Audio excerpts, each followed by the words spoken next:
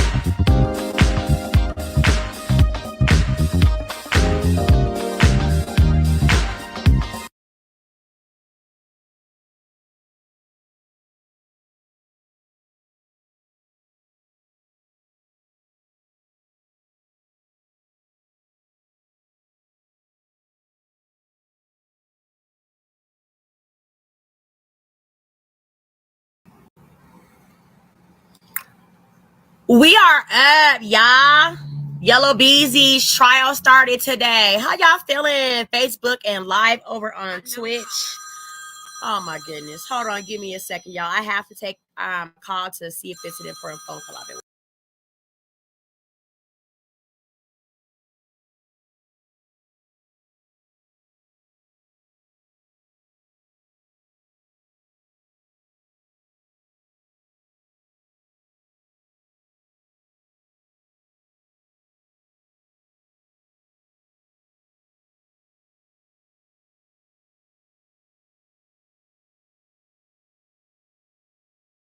Okay, no, it was not the important phone call that I was waiting on. And back to the topic at hand. So, teach y'all. I had to jump on here, right? I hadn't planned on jumping on until after the 1st of April, because I'm moving from Lakewood to Arvada, and so that's just what I'm doing, right? And I have a lot going on. However, like a really hot topic came across my whiteboard. It was Yella Beezy, and he is being investigated for the hitman hire murder for Mo 3, the Texas rapper. Y'all know Yella Beezy for making songs like That's On Me. That was my hit back in 2017. I'm not even gonna hold you. I really, really fucks with that song, like a lot. I really, really, got my fifties off on that song. Like I was in my feelings about the That's On Me song. If y'all, know a good hit, know a good vibe when you feel it, that's what that was for me. Then he also had records like Restroom, Occupy, Back at It Again, 2C's, What I Did, Going Through Some Things, Play Your Part in 2018, Headlock with 2C's 2020. So this is giving me that Yella Beezy was a Crip. Okay, so if you guys are not caught up on what the fuck is going down, Yella Beezy has been indicted for the investigation of the murder of Mo 3. Okay, the Texas rapper. Let's get into some topics about what the fuck is going on. Okay, so rapper Yella Beezy is accused of hiring a hitman to kill another rapper. Yella Beezy, whose real name is Marquise Conways. Okay.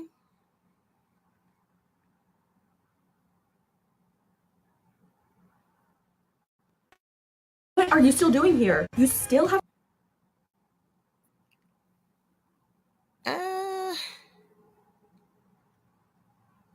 Okay. Hold on, y'all. Let's skip this part and let's pause this part. All right. Okay. Rapper Yella Beezy is accused of hiring a hitman to kill another rapper. Yella Beezy, whose real name is Marquise Conway, has been charged with capital murder in the death of Mo 3, aka Melvin Noble. So, Law and Crimes Elizabeth Milner is going to explain to us what we need to know in this disturbing case. Okay, let's listen, y'all.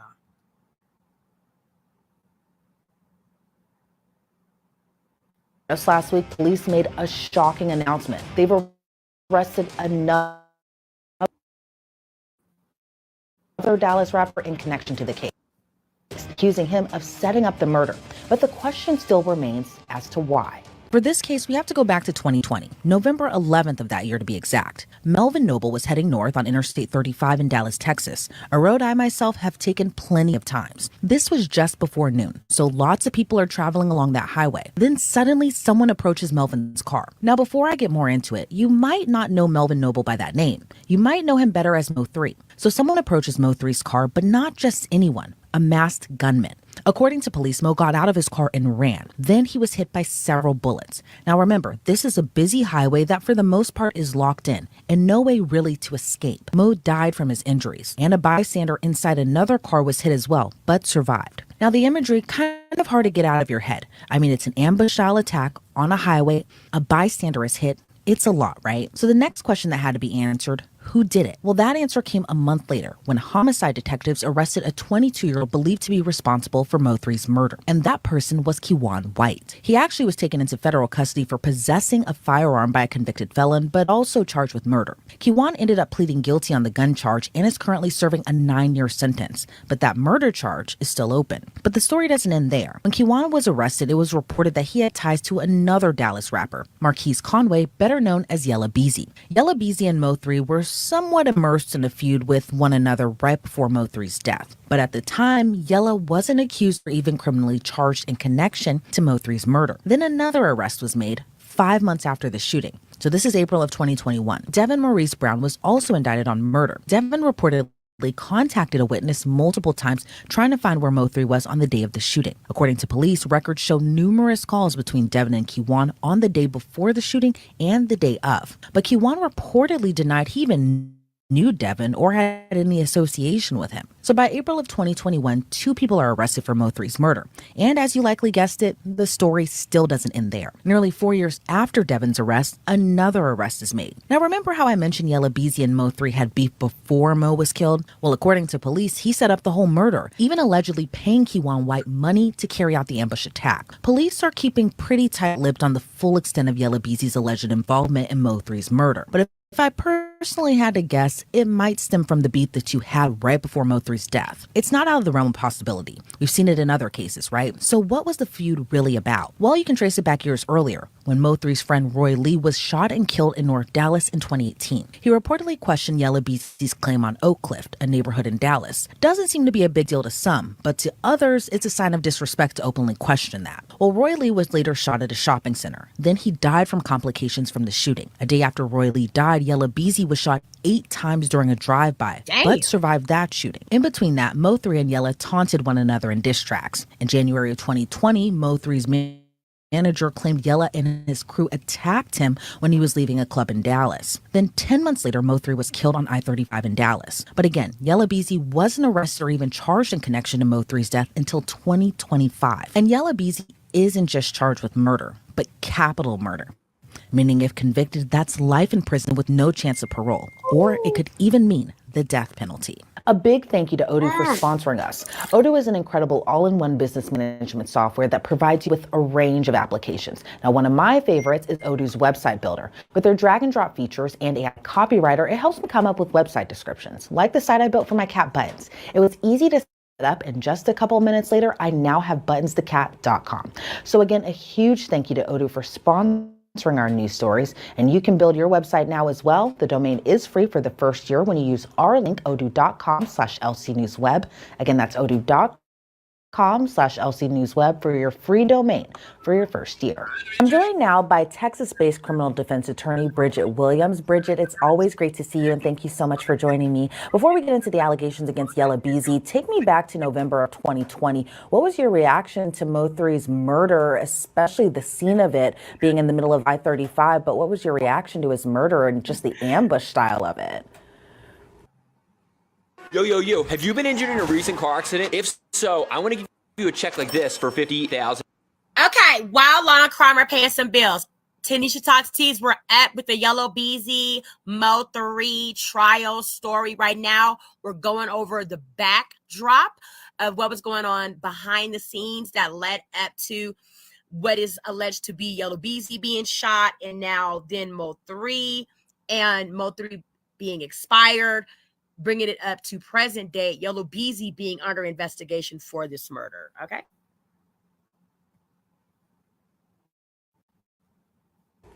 I think you just stated it perfectly. Something that happens like that in broad daylight on the interstate in Dallas is just something that is shocking. Um, So I-35 has been in the state of Texas.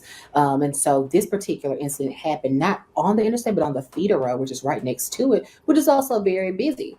And so what happened in this particular situation was the vehicle that stopped in front of Mo3 stopped. The person got out of the vehicle, ambushed him with the gun, running towards him, and shot him. He got out of the car running right in, and he was shot as in the back. And so something like that happening at any time is going to be insane and crazy. But happening in broad daylight in the middle of the day is something that is very much so disturbing and something that is not expected. Not expected in the slightest. And in your opinion, back then in 2020, we're in the midst of COVID, all of that sort. Was there any type of whispering kind of going on in Dallas about who might have been involved back then in Mo3's murder? I would say that there was definitely some whispering. There's a lot of people discussing these back and forth with both of these individuals on multiple podcasts, on multiple television shows, multiple just media. This discussion was going on because apparently this particular back and forth, a controversy, had been going on for some time. So this wasn't something that was that they didn't know that there was some type of controversy going on. But this particular just killing in broad daylight, I think that is something still to be surprised about. Yeah, and it's always disheartening, especially too, because, these were both rappers by both accounts, all up and coming, could have gotten to a great point in their music career, into their rap career. But then, something like this, where it feels like you can't really leave the streets behind, something like this happens. And now you have one person dead and another accused of murder for hire. With that being said, what was your reaction to Yella Beezy's arrest just last week? I mean, you said that so well. This is just something that can halt a person's career substantially. So one person being killed, dying, and another person being charged with this capital murder case. Capital murder is the highest level of a charge that can possibly go forward. The person faces life in prison without parole or the death penalty. So you are facing pretty much the top consequences that our state has to offer in something like this. So this is a very, very serious offense. And so it's a sad situation for both parties. Absolutely. And why do you think, Yella Beezy wasn't arrested until this year? Mo3 was shot and killed back in 2020. Their feud seemingly widely known, kind of going on even before that. Then they arrested the trigger person just a month later. But why Yella Beezy's arrest nearly 5 years after Mo3 was shot and killed? So the thing is that on murder cases, there is no statute of limitations. And so the police department has the opportunity to do a thorough investigation. And I actually prefer that they do that. Do all of the research that you possibly can, interview everyone that you possibly can. And that way you make sure that you bring forth the case against the right person. And so it's not unlikely, it's very common actually, brought years later on cases that don't have a statute of limitations. Other cases, other felony cases may have a 5-year, 10-year statute of limitations, but some don't have one at all. And then in that situation, it's not unlikely for that person to be arrested and a case to be brought against them at a later point. This is your sign to go get the 3-on-6. My name is Melissa. Okay, y'all, while they are paying bills, we are back up. Since you talked seats, like I said, I wasn't going to be back up until after the first. I'm moving to another city, and I'm really excited. It's a lot safer, and I'm just excited, get in a peaceful place in my soft girl era in my 40s, and I'm just excited for the move. So we are up on the day because Yella Beezy's trial started. Like, that was really quick. He just got arrested. We're going to listen to some updates on the backstory of what's going on. Then we're going to watch Yella Beezy as he's arrested from Mo3's murder. And then we're going to also look at the actual start of the first day of the trial. Okay. So let's get into it.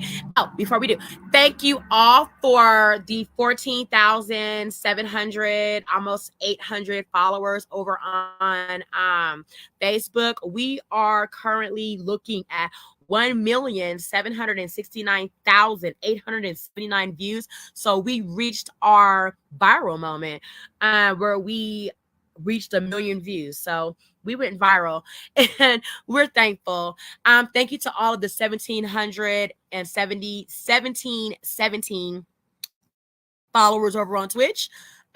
Really remarkable. We've only been on Twitch like 2 months and we've already reached 1,717 followers. So thank you. I'm going to go back up on YouTube, get some YouTube money, get some YouTube engagement. The only thing about YouTube with me is I don't like that, they have the violations where you can't cuss, things like that. And tea talkers, when we sip our tea, sometimes we slip up and say a cuss word. However, we're going to continue to push through with our content. Right now, we have Yella Beezy's coverage of his trial.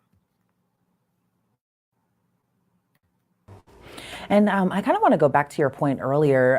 We were talking just about kind of what might be behind this murder and kind of what led up to it, but also in the investigation, it taking so many years just to get to an arrest of the person who is accused of orchestrating that. But, it seems that we're seeing more and more of these cases of rappers accused of murder for hire. We've seen it in the Lil Durk case. We've seen it to some extent in the Big U case. Now we're seeing it again in Yella Beezy's case. And one thing that kind of also lingers amongst all those cases is just that people talk. And they talk on podcasts and they talk on video, not necessarily admitting, hey, I done it, hey, I did this, but it kind of helps piece together things that investigators can later use down the line. What's your reaction to just people being in a way open, but also closed, but you can kind of read between the lines and investigators are sitting there watching these types of things happen and they're probably going to use this as evidence against that person. But what's your reaction, especially in a case like this? You're 110% correct. I mean, we've seen in multiple cases before where police officers and district attorneys, prosecutors have used song lyrics or, statements made on a podcast or statements made on different platforms in a trial setting. They've used that in the investigation, but even further down in the trial.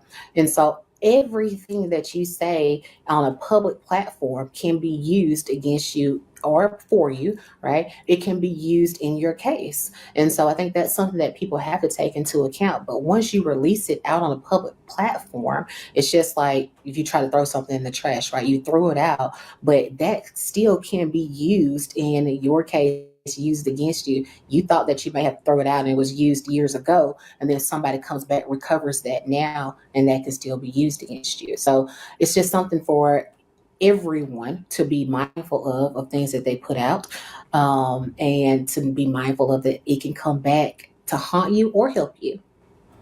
Especially if it's years ago, people think that, oh, it's just lost, in whatever digital landscape that it may be. But no, it's still there. It's still on the internet. People can still pull it up. Investigators can still use it against you. And it feels like we might see that coming to trial. Now, when it comes to trial, I would assume that the defense attorney is going to hope to get the diss records out, the diss songs out, and just kind of everything that might kind of paint that picture of a motive. But in your opinion, what will the defense be in a case like this, especially if it goes to trial?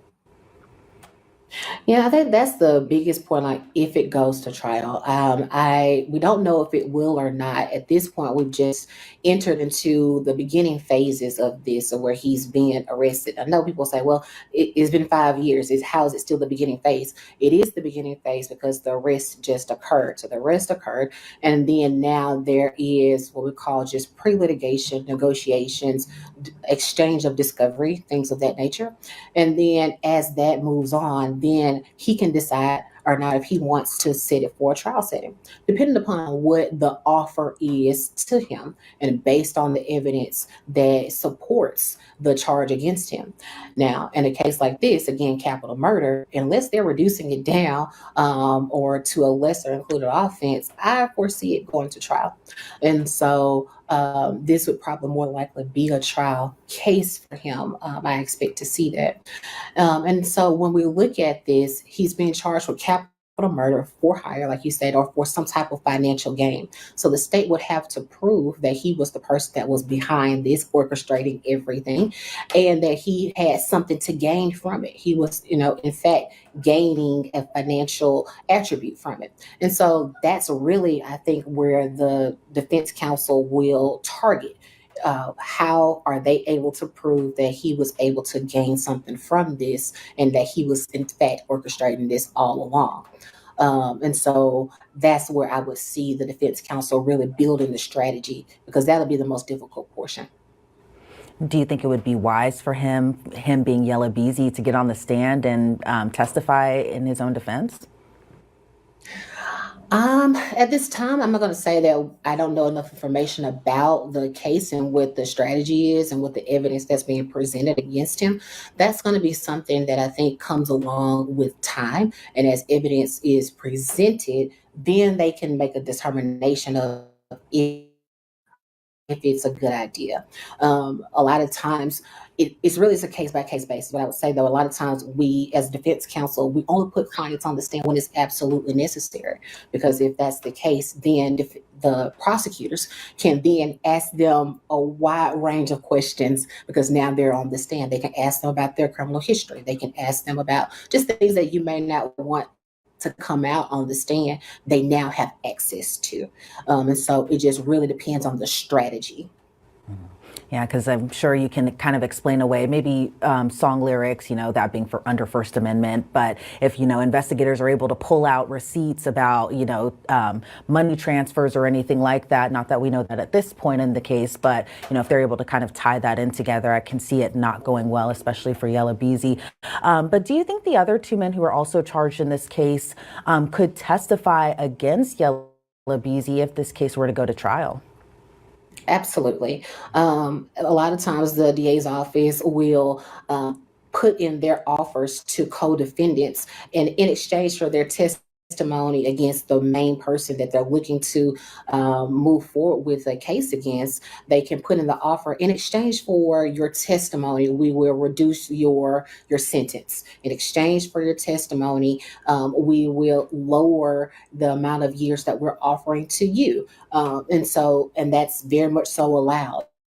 And so that's something that can be expected for the other two defendants. And so not something that is unlikely. And, we're just beginning. We don't even see a trial date set just yet, or even a plea in this case. So it'll be interesting to see how this all continues to unfold. And of course, I'll keep you updated. Bridget, have you on again just to get your thoughts on this, especially being from the Dallas area. Bridget, thank you so much for joining me today. I always appreciate it. Before we sign you off, though, I got to ask, where do you think everything goes from here? The next step is really going to be he has a bond right now of $2 million. And so it doesn't look like he has posted that bond. He's still in the Dallas County Jail. And so the next step would be either him posting that bond, asking for a bond reduction, so maybe having a bond hearing to reduce that bond down, and then moving forward to the pre-litigation negotiation stages. And $2 million is a lot of money. Bridget, again, thank you so much. And of course, we can't wait to see how this all continues to unfold. But again, thank you so much for your time today. I really appreciate it. Thank you for having me. Yella Beezy remains in the Dallas County Jail on a $2 million bond. As for Devin Brown and Keywan White, no trial dates just yet for Mo3's murder. Devin Brown is in the Dallas County Jail, while Keywan White is in federal detention serving out his gun charge sentence. Okay, y'all, that was Law and Crime. Rapper Yella Beezy hired hitman to kill rapper Mo3, they say. Okay. We're going to jump over to the rapper being arrested. New video shows rapper Yella Beezy's intake at the Dallas County Jail after charged in Mo3 murder. Let's listen in. Are you drowning in payday loan debt? While they're paying bills, let me enlarge my screen. Okay, we are covering Mo3, Yella Beezy, hired hitman. Years in the making. Rapper Marquise Conway, known as Yella Beezy, charged with capital murder in connection to the shooting death of Melvin Noble, a rival artist who went by Mo3. It's just a devastating loss for someone that had so much potential. Eric Deep is a local hip-hop journalist and Mo3 fan who wrote this article in the Dallas Observer about the artist last year. He had expert melodics and storytelling. He had ferocious rhymes. Everything about his music is that it was like, had a lot of pain and truth in it, you know? The DA, I know that he worked. Mo3 songs like Everybody Not Your Friend, especially poignant because the rappers were once friends. But charging documents accuse Conway of hiring Keywan White to carry out the brutal murder on I-35 near Illinois Avenue in Dallas in November 2020. For me, it's just like, it feels a little bittersweet, you know, like on the one hand, there is some justice coming to his death. But on the other hand, it's like now you lose another big name like Yella Beezy. Devin Maurice Brown also faces charges in Noble's murder. They got me on the edge. But Mo3 flips. You can really just hear it at any rap show, right? If you're at like a rap show, I would guarantee like 8 times out of 10, the DJ is going to do a tribute to Mo3. They're going to just say like, long live 3. In Dallas, I'm Dia Wall. Okay, y'all, that was the arrest of Yella Beezy, okay? Now, that's going to bring us up to the trial today. However, I want to go over some content on people and their expressions and views of Yella Beezy being, you know, apprehended for this, right? Hip Hop Daily says... Well, hold on.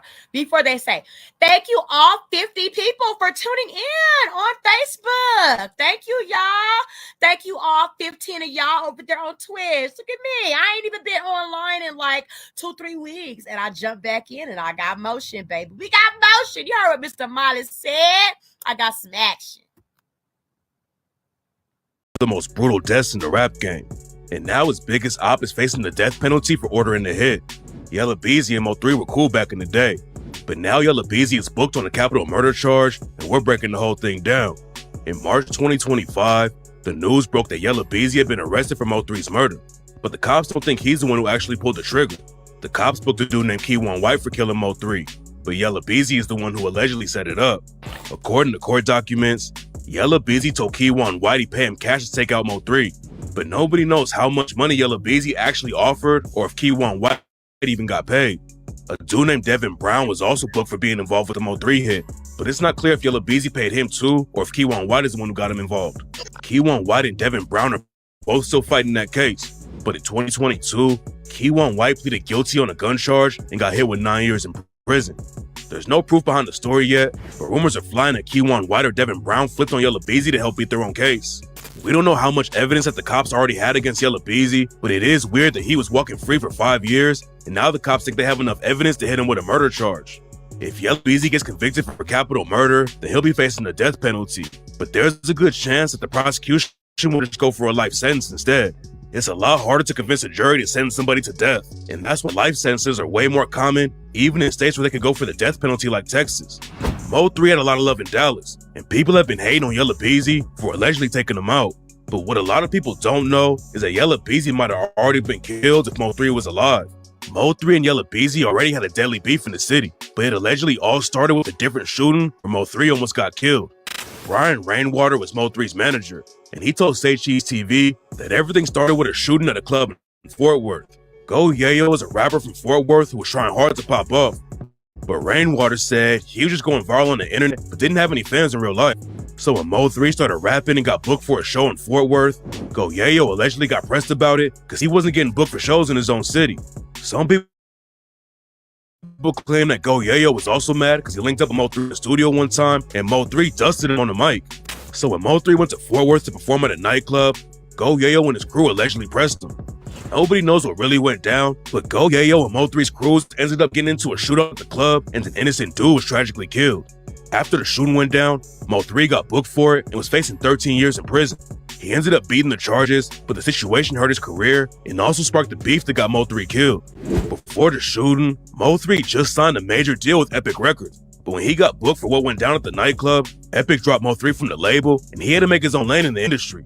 Go Yayo didn't have as many fans as Mo3, but Brian Rainwater claims that a bunch of rappers in Dallas chose his side because they were jealous of how much Mo3 was popping off.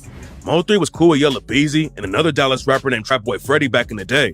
Trapboy Freddy and Mo3 had a track together called Landlord, and at one point, Yella Beezy said that Mo3 was one of the top 5 rappers in Dallas. But that all changed after the nightclub shooting. Mo3, Yella Beezy, and Trapboy Freddy could have still squashed the beef if that was the only issue.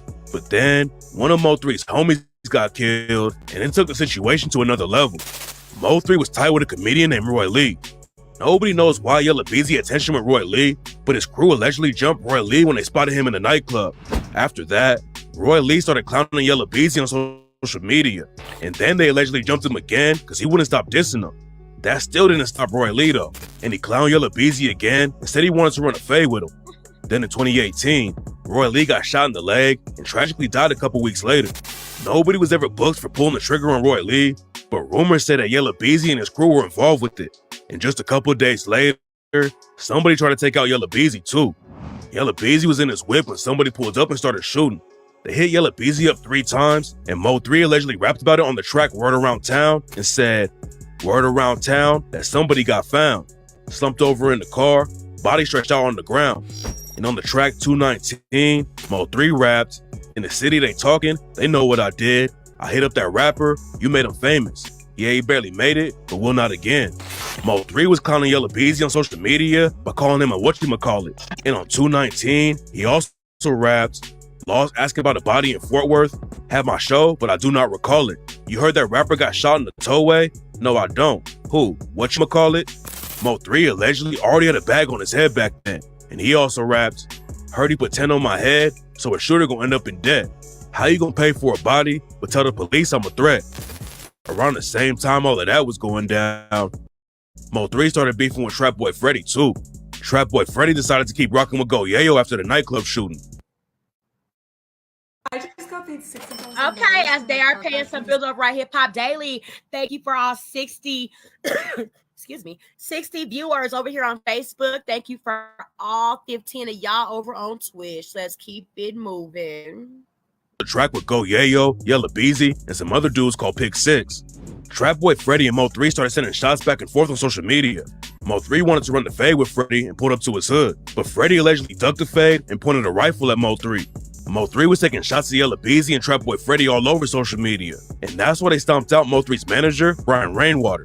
They caught Rainwater outside of a club in Dallas called V Live and stomped him out so badly that he had to get a hip replacement to fix all the damage they did. And then in September 2020, Mo3 went to the same nightclub and got into a shootout. Someone started shooting at Mo3 when he pulled up, so he busted back and hit 2 people. And rumors say that Trapboy Freddy was one of the dudes that Mo3 hit. Trapboy Freddy told everyone he got into a car wreck, and that's why he was in the hospital. But Mo3 claims that Freddy was capping about it and just didn't want to admit that he got shot. Is my op laid up in a hospital talking about he got in a car wreck? Boy, they talking about you broke your leg. Tell these niggas you really got hit up. Mo3 kept clowning Yella Beezy for getting shot too, like on the track Out the Gym when he raps, "Man, I'm with niggas, we decapitate a op. Better go tell them not to huddle up, cause I'ma catch all of them niggas and put them under, break them all. I know you heard how he did such and such. Pull up and we'll fuck it up." Mo3 also talks about Yella Beezy putting money on his head and raps, "Tired of dropping everything around him. Since he paying for it, yeah, I want the boss man. Whatchamacallit better tell him how I'm rocking, cause you already felt me. Damn near died on that freeway. Lord help him." Then just a few weeks later, Mo3 was brutally killed in broad daylight. According to some sources, Mo3 had just left a woman's crib and spotted somebody following him. Mo3 hit the interstate to try and get away, but the shooters were right on him. Mo3 stopped his car and tried to get his gun, but before he could get to it, there was already a shooter running down on him. Mo3 tried to run down the road, but the shooter caught him 8 times and left him dead in the middle of traffic. Right after it went down, everyone was saying that Yella Beezy or Trap Boy Freddy was involved with the hit. There wasn't any evidence to back it up. And for a while, people were also saying that Mo 3 got killed by a jealous dude because Mo 3 was hooking up with his baby mama. And even Mo 3's manager claimed that he got killed over a woman. Mo 3 never died over no rap shit.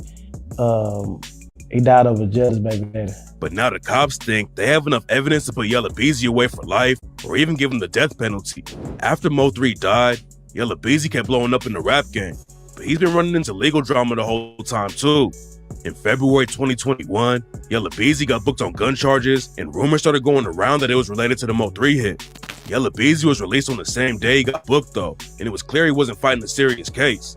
Then a few months later, the cops pulled Yella Beezy over and hit him with more drug and gun charges. Yella Beezy's career was popping off at the same time, and he got to open for Jay-Z and Beyonce, but then he got booked again for sexual assault and another gun case. And a few months before he got booked for allegedly putting a bag on Mo 3's head, Yella Beezy got into a fight outside of a courthouse. According to rumors, Mo 3's brother was involved with the situation, and Yella Beezy tried to jump in, but he slipped and hit the ground before he could even throw a punch. According to some sources, Trap Boy Freddy is allegedly involved with the Mo 3 case too. Trap Boy Freddy pleaded guilty to gun charges back in 2022 and got hit with a 16-month sentence. But now he's allegedly facing way more time if he's wrapped up in the hit on Mo 3 too. Nobody knows what kind of evidence the cops have right now, but if Keywan White or Devin Brown are working with the police, then it's going to be a tough case for Yella Beezy. They set his bond at $2 million, so Yella Beezy will have to put up $200K if he wants to be free before the trial starts. Yella Beezy could probably pay that and have a little bit of freedom, but there's a good chance he's going to be put away for life. Wow, as hip-hop daily is paying bills, y'all, what do y'all think about all of this murder and mayhem? Chime in the comments, okay? Chime in down in the comments. So, okay, let's tune into the Texas rapper indicted for murder for hire, the family. All of these I'm getting from YouTube, y'all. Just going over there and subscribe. All righty. He ain't like that. Ain't like what? You bitches still keep going to funerals. Ain't like what? Shut the fuck up. But listen, bro. Everybody know y'all can still on, bitch. I'm laughing at you every time, bitch. And you gotta come harder than that weak ass shit. You niggas pussy. You talking about he ain't like that? Bro, the backup dancer already used to tell me when I used to come to the hood, I used to come to y'all hood. Man, leave whatchamacallit alone, bro. Leave my partner alone, bro. You know he ain't like that, bro. You know, and y'all pussy ass nigga gonna make a song time he ain't like that. Nigga, I'm the truth, nigga. They say 3 be on that gangster shit. He in the way. Yeah, heard the laws, found them on the interstate. Now demonstrate. Agencies are investigating the early morning shooting of a man driving on the Sam Rayburn Tollway. Louisville police say more than a dozen shots were fired into a 26-year-old man's vehicle and several rounds struck him. When Yella Beezy got shot up, what were your thoughts about that? Shit, I gotta stay out the way. Okay. It's real out here. Shit, niggas get hit up every day out here. Like, it's the world. Like, you know, somebody right now, we talking right now. Somebody right now, probably getting shot up right now. Like, shit, you gotta stay out the way, man. That rapper, you made him famous. Yeah, he barely made it, but we're not again. All I see is yellow, taping Beretta. I said I ain't lacking no. Well, after we did the interview with you, I interviewed Mo 3. Who? Mo 3. I don't know who that is. Accused of gunning down a man outside of a Dallas grocery store. James Browning Jr. was shot and killed around 11:30 at the Dixon Grocery South Dallas. Police say that the gunman pulled up while Browning was in front of the store and started shooting, leaving dozens of shell casings behind. Browning made it inside the store but died. Right now, no word on a motive. A Dallas rapper was murdered outside of his car on I-35 near the Dallas Zoo. Hello, I'm Steve Eager. I'm Heather Hayes. It is a stark example of the city's struggle to control violent crime. Police say the victim, a hip-hop musician named Mo 3, was approached by the killer on I-35. Hold on, tell them laugh now. Yeah, they jumped up out the way. I got ran down. Hey, why you gotta come on my shit with this bullshit, man? Yeah. Man, I'm trying to preview some unreleased music. All right, bro. New year, new blessings. You understand me? We made through a hell of a year. You understand? Anybody that ain't for you, anybody that's going against you, anybody that's goddamn negative, you understand me? Ain't bringing no positive vibe. You know, in the words of Gucci, put that ass in the dirt, nigga. Damn! For sure, you did. Fam, we always say revenge don't got no date on it. Well, I guess the police saying the same thing. Here we are again, talking about another well-known rapper based out of Texas, who's been arrested within the last 24 hours of me making this video for murder for hire. Now, the murder he's allegedly accused for orchestrating is for another well-known rapper who we'll later discuss. And this murder took place 5 years ago. Now, at first, we thought this rapper had lost his life while speaking on the phone with this manager on the highway over a female. But the state of Texas believed that's not the case. According to local authorities in this new indictment, they believe retaliation led up to Mo3 losing his life. Diss songs, multiple murders, and most of all, an incident where Yella Beezy almost lost his life, ironically, on the exit of a highway. Similar story to Mo3. Today we talk about these events in chronological order. We read this new indictment and we see where we stand today, leading to a rapper to be arrested in his mid-30s for a murder 5 years later. But before we go over this one, I want you guys to remember, I don't give you no angle, I just give you the story. So with that being said, make sure you like, comment, and subscribe. We're gonna jump right to it. Texas rapper Yella Beezy, known for his platinum single, That's On Me, with over 300 million views on the remix alone. That's on me, baby. These niggas be lying on me. That's on me, baby. The Oak Cliff, Texas native was arrested and booked into Dallas County Jail Thursday after a warrant was issued for his arrest, according to Dallas County Jail and court records, for the 2020 murder of fellow Dallas rapper Mo3. When Mo3 came into the rap game, he was known to have a friction between Trap Boy Freddy, who was close friends with Yella Beezy. Mo3 was known for his freestyling ability, being able to rap and sing at the same time. It's bittersweet to note that his biggest song to date came after his demise, and the track title, Come Outside. Most people are too lazy All right, to do while this. the family's paying bills, so are we. Thank you all, 66. I like that number over here on Facebook. Thank you to all 20 people over here on Twitch. We are back. Tanisha Talks Teas. Thank you, everybody, for sipping some tea with me today. We are up on the Yella Beezy. Y'all remember back in 2020, Mo3 from Texas got gunned down, right?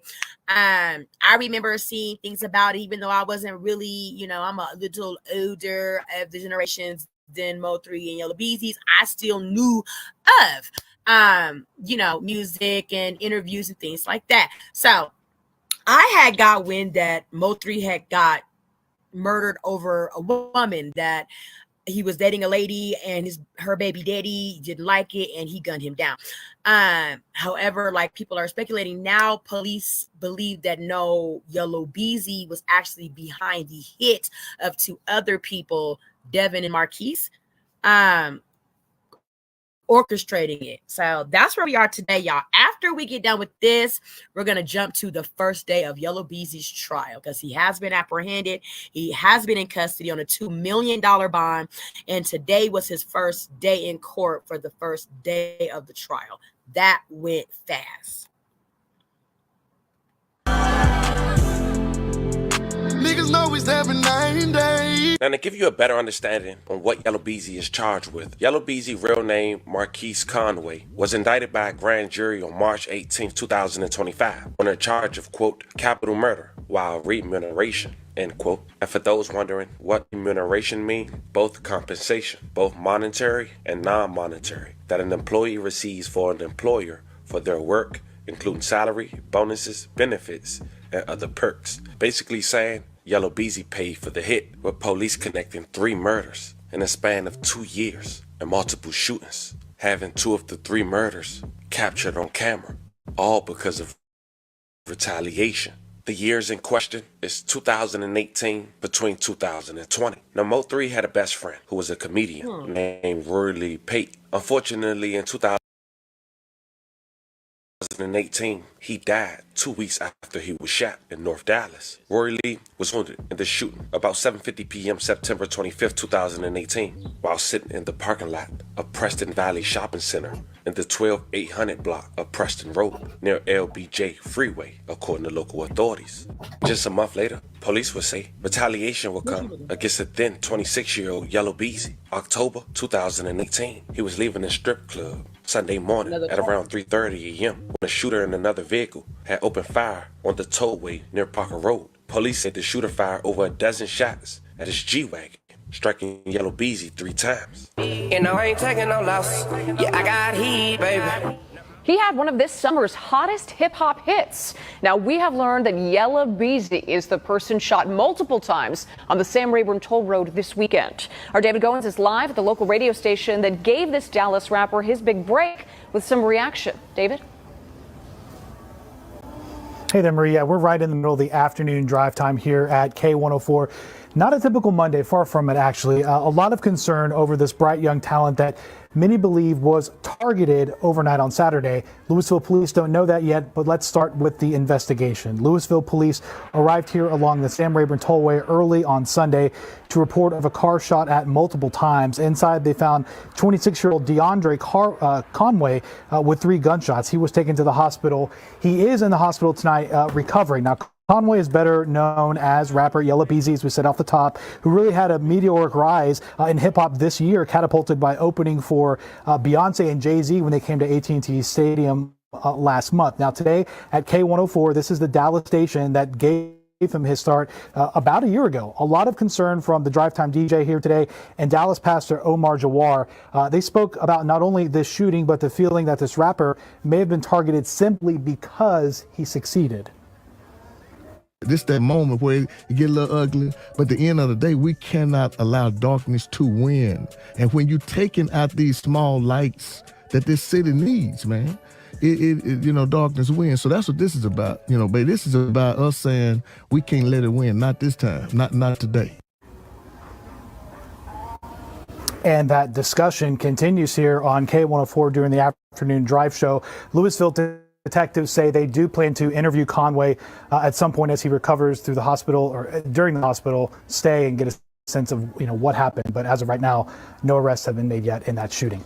We're live in Dallas. David Goins, Channel 8 News. Now, thank God, Yella Beezy survived, and he spoke on that during his last interview. Check out a clip. When I heard about the situation, the first thing I thought was, we had just did the interview a couple months ago, and you were telling me about the situation with your father, about how he got killed from a shooting incident. Are you overwhelmed by your payday loan debt? Have you taken out multiple loans and struggling to pay them back? If so, we have some great news for you. Family and sorrow, we thank you all so much. We went viral, y'all. We reached over 1 million views and we are climbing. We're almost at 2 million. We're back. We're back at.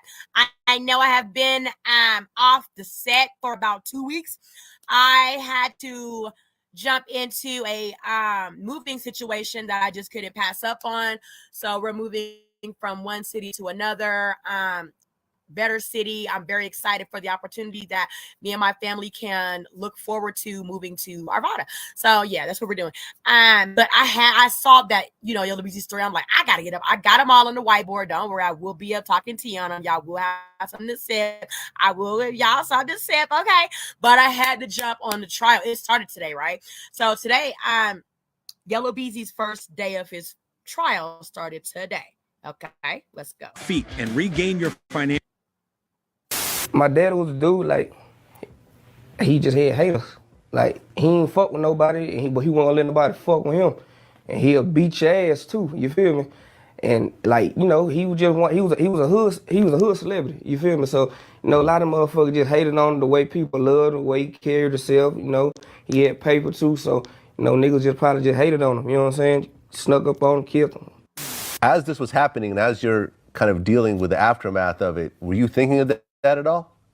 Nah, I ain't think about it like that, but like I said, Now, during this time, Mo3 was making an even bigger name for himself after putting subliminals in diss songs towards Yella Beezy. Be on that gangster shit, he in the way. Yeah, heard the laws, found them on the interstate. Now demonstrate. Then they go get Now, those lyrics didn't age well, but authorities claim retaliation would come yet again in 2019. Another 3 friends had died in March of 2019. James Browning Jr., just 20 years old, aka Bubba. Now, this incident was captured on camera. He was killed outside Dixon grocery store at 3752 Dixon Avenue on a Wednesday night. Police say Bubba was standing outside the store when 2 men in a white SUV fired weapons, shooting the victim multiple times.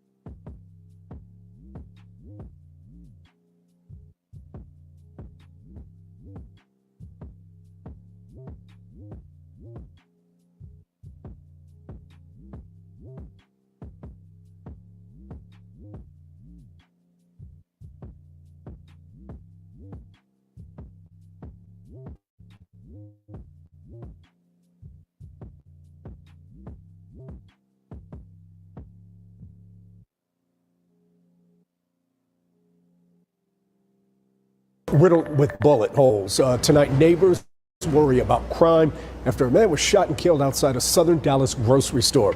The gunfire erupted late last night in the neighborhood around Elsie Faye Higgins and Highway 352. News 8's Damon Fernandez is live at Dallas Police Headquarters. Damon, what are the police saying about this? We know, Chris, right now investigators back here are being very calculated about the information they release about this murder case. It has some neighbors around Dixon Avenue telling me they are very concerned about safety right now. They was hanging out here, just packed up here. It's crazy. It was right here outside Dixon Grocery in South Dallas where neighbors say the chaos happened. I'll leave bullet holes. This grocery store now covered with bullet holes. 16, 17. This is all them bullets. It's like 20 bullets, man. After police say some unidentified gunmen shot and killed 20-year-old James Browning Jr. late Wednesday night. Just sad. It's sad. I knew Bubba real good. Word about the murder is quickly spreading across this area. Who would come down and do it? It's just crazy. Hey, did you know you might get a big cash payout?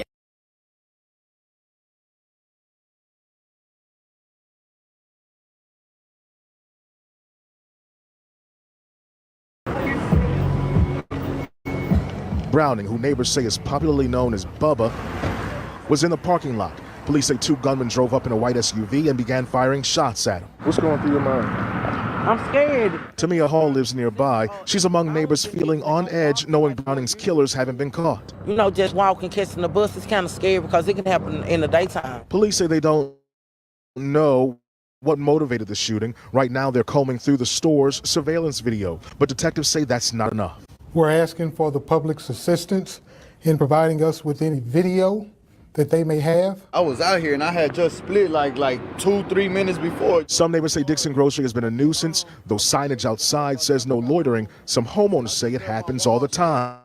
I'm playing the game on my phone. I just feel the walls rattling. Damn. Antonio Adams says he could hear the gunfire from his home blocks away. Oh, golly, like it's not even so much of frustration. It's just like sort of getting to the point of being overwhelmed. It's just like, damn, man, another one.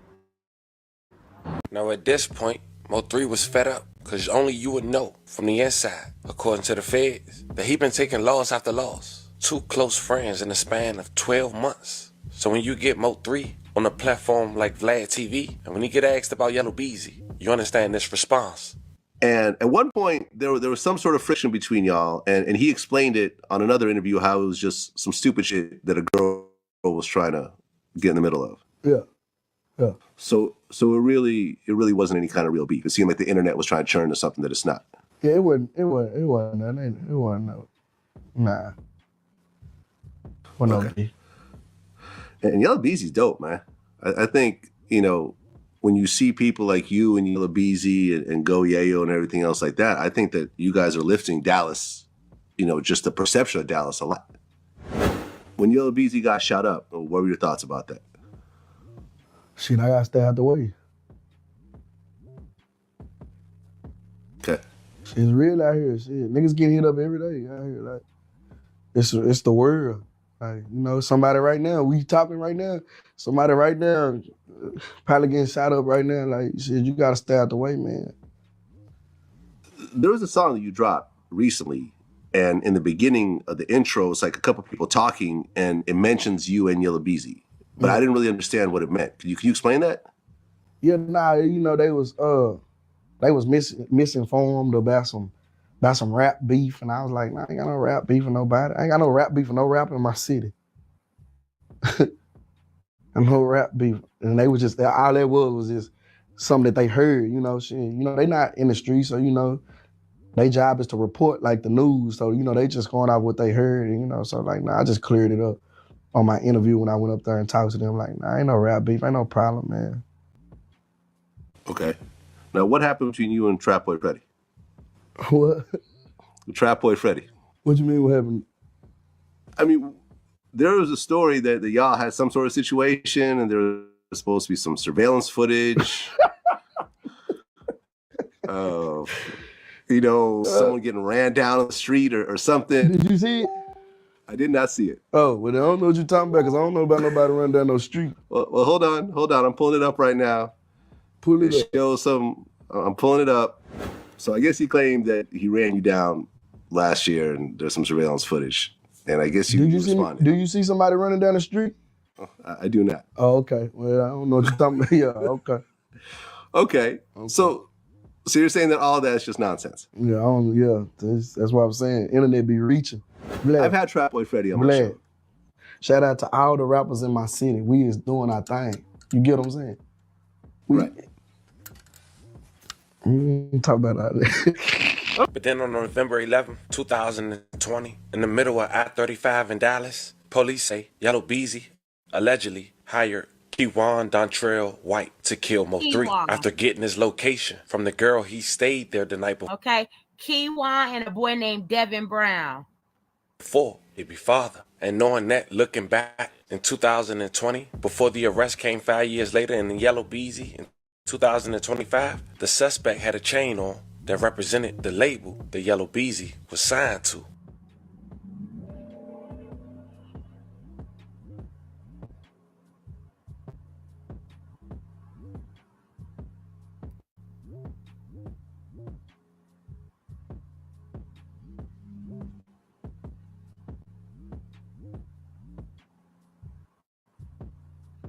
I guess that's how they're making the correlation between Yella Beezy and the guys that wound up with the gun that killed Mo 3. I'm believing they said that that's why he went down for the gun charge, because the gun was related back to the murder of Mo 3.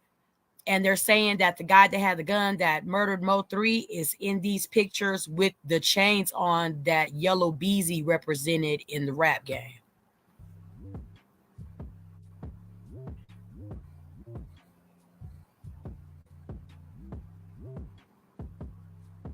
Killing of Dallas rapper Mo 3. Court documents show that this man, rapper Yella Beezy, whose real name is Marquise Conway, is in jail tonight. Conway has been charged for paying money to kill Melvin Noble, who is rapper Mo 3.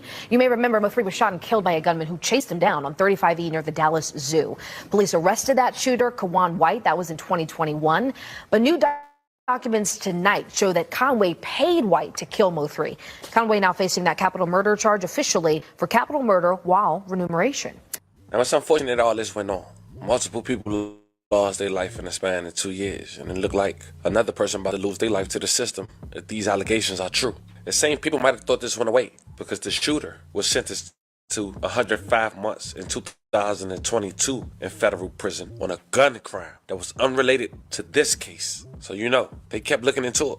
But fam, this was the story of a Dallas rapper who gets arrested 5 years later for an incident involving another Dallas rapper on a highway that resulted in him losing his life. The police alleging this was retaliation for this rapper who got arrested less than 24 hours ago for being shot up on the highway. Let me know how you guys feel about this one. Don't forget to like and subscribe. Like the indictment say, this is allegedly. I'll catch you guys on the next one. Okay, so that was the rendition from the family on more backstory of Mo 3 and Yella Beezy.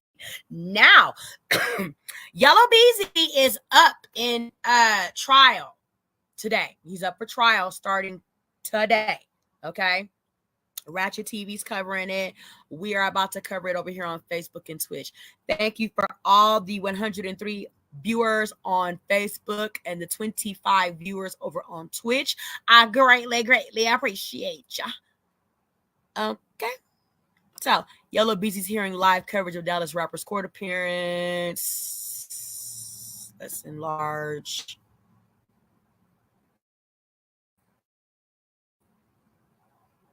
And let's start.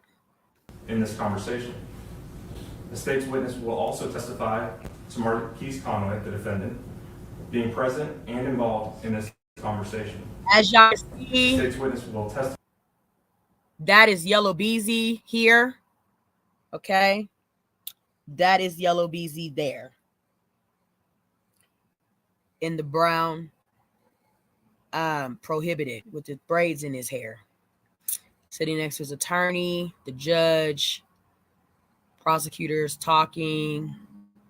somebody back here probably here for the representation of Yella Beezy, Marquise. Testify to the amount of money that was to be paid for the murder. A state's witness will testify to the individuals responsible for the payment. That state's witness will also testify that Marquise Conway was one of the individuals responsible for a portion of that payment. A state's witness will also testify to the individual who would receive this payment. The state's witness will testify that Keywan White was, in fact, the individual to receive this payment, who was originally indicted in State's Exhibit number 1, the probable cause, which is before this court. The state's witness would also testify that Keywan White, or to who shot and killed Melvin Noble. This witness would also testify to Keywan White being the individual who shot and killed Mr. Noble on November 11th of 2020. Again, this conversation took place in the days following Mr. Noble's murder. The state has also had an opportunity to review bank records of the defendant, Marquise Conway. These records will show that the defendant drew $40,000 in the days following the murder of Melvin Noble. And for the record, that was a cash withdrawal. These records would correspond to the exact amount which the state's witness would testify to. In reviewing these records, the state also became aware and believed that they would show that the defendant had anywhere between $800 and $900, but more specifically $870,000 between a checking account and a savings account with one particular bank. 370 of which was in a checking account, a little over 500,000 which was in a savings account.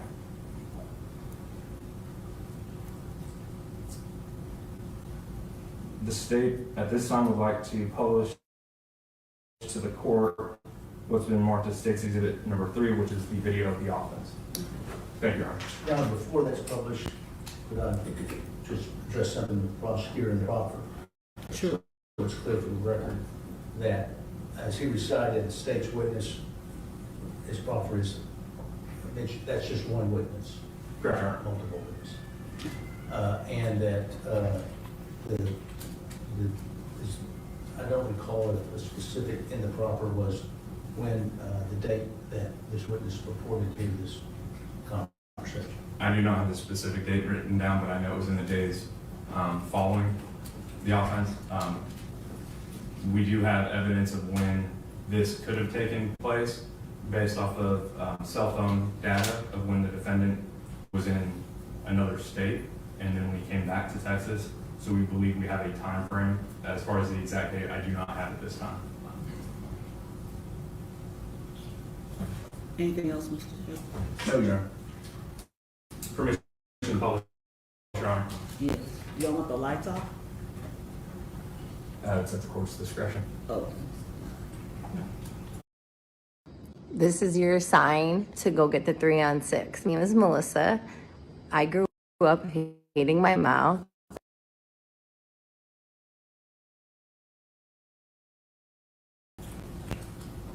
And Your Honor, this is, just for context, this is approximately noon on I-35 heading northbound. This video is taken from a Kroger 18-wheeler, and this is heading north I-35 into downtown Dallas on noon on November 11, 2020.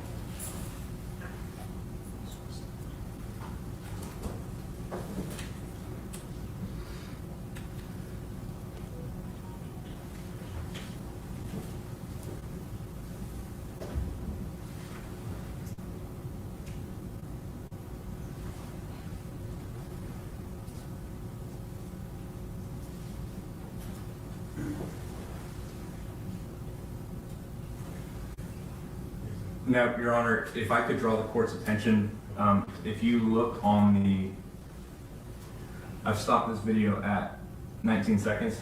You see a gold sedan in the far left lane and a black sedan in the second lane to the left. The gold sedan will be the vehicle carrying the victim, and the black sedan is the vehicle driven by Q1 White, who is then the shooter, based on the evidence we have. Okay.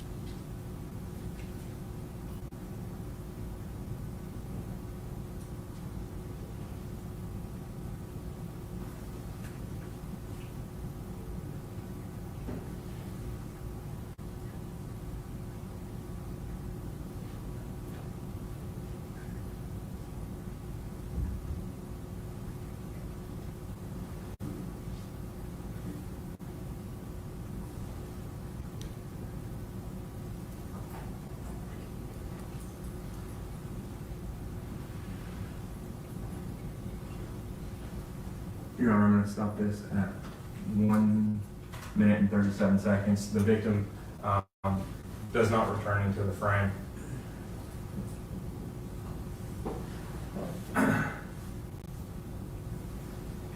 The only other things that the state would like to proffer as far as this bond hearing, since the court does not have a probable, of course, since it's a grand jury referral, defendant Q1 White was also indicted. You do have his murder at probable cause after 2020.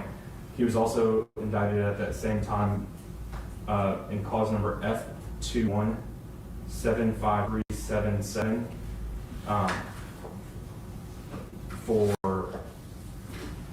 Dr. Randall Graham, who also sustained injuries, a neurosurgeon who was heading north on I-35 that day, and was struck as well. However, he did survive. And finally, Your Honor, the last thing that I would proffer at this time would be that there were a total of 44 fired cartridge casings, all from the same style of firearm as far as the caliber, that were recovered on the freeway on November 11, 2020.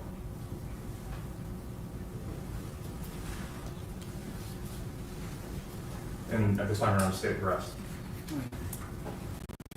The defense. Judge, this time we call Ms. Alexander to the stand.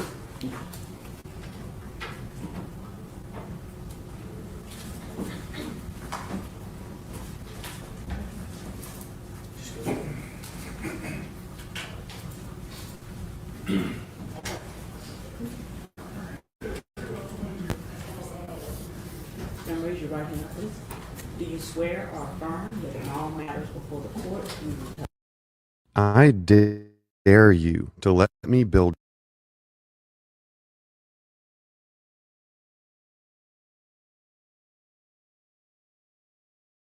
the truth, nothing but the truth? So you got it.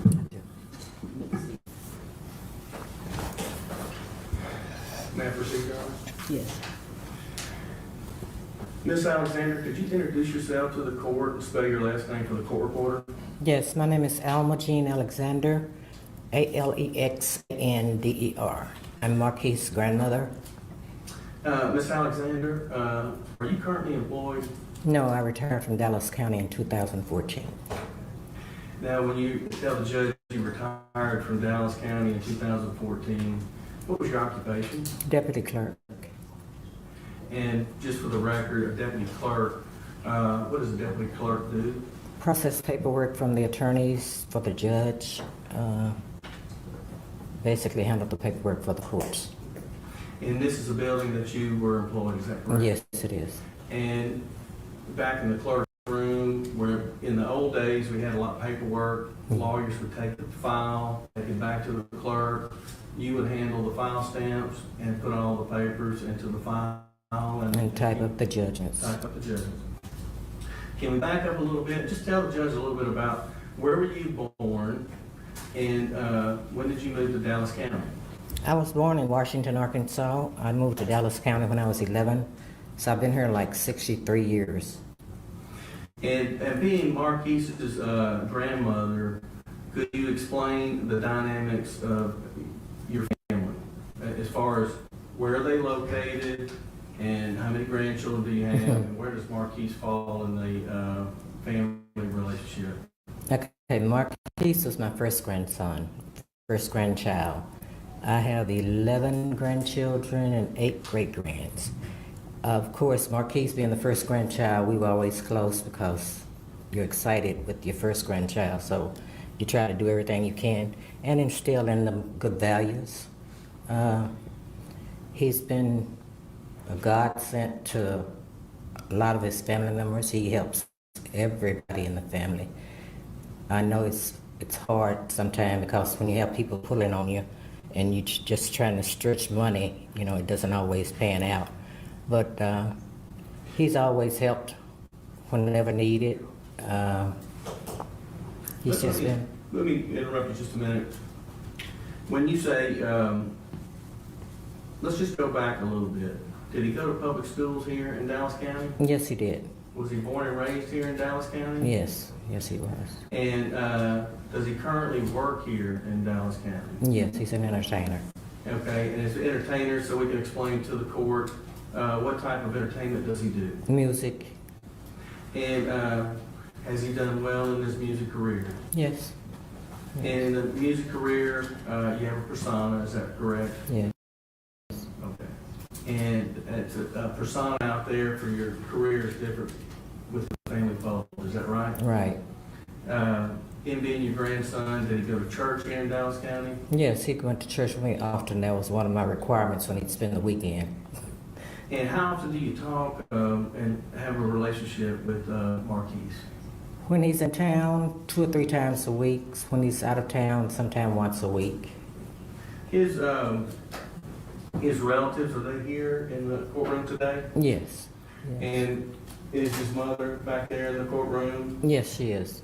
Okay. And for the record, could you just tell is that Miss Kimberly Rush? Right. Is his family here? Are they all here in Dallas County or Dallas-Fort Worth Metroplex? Vicinity, yes.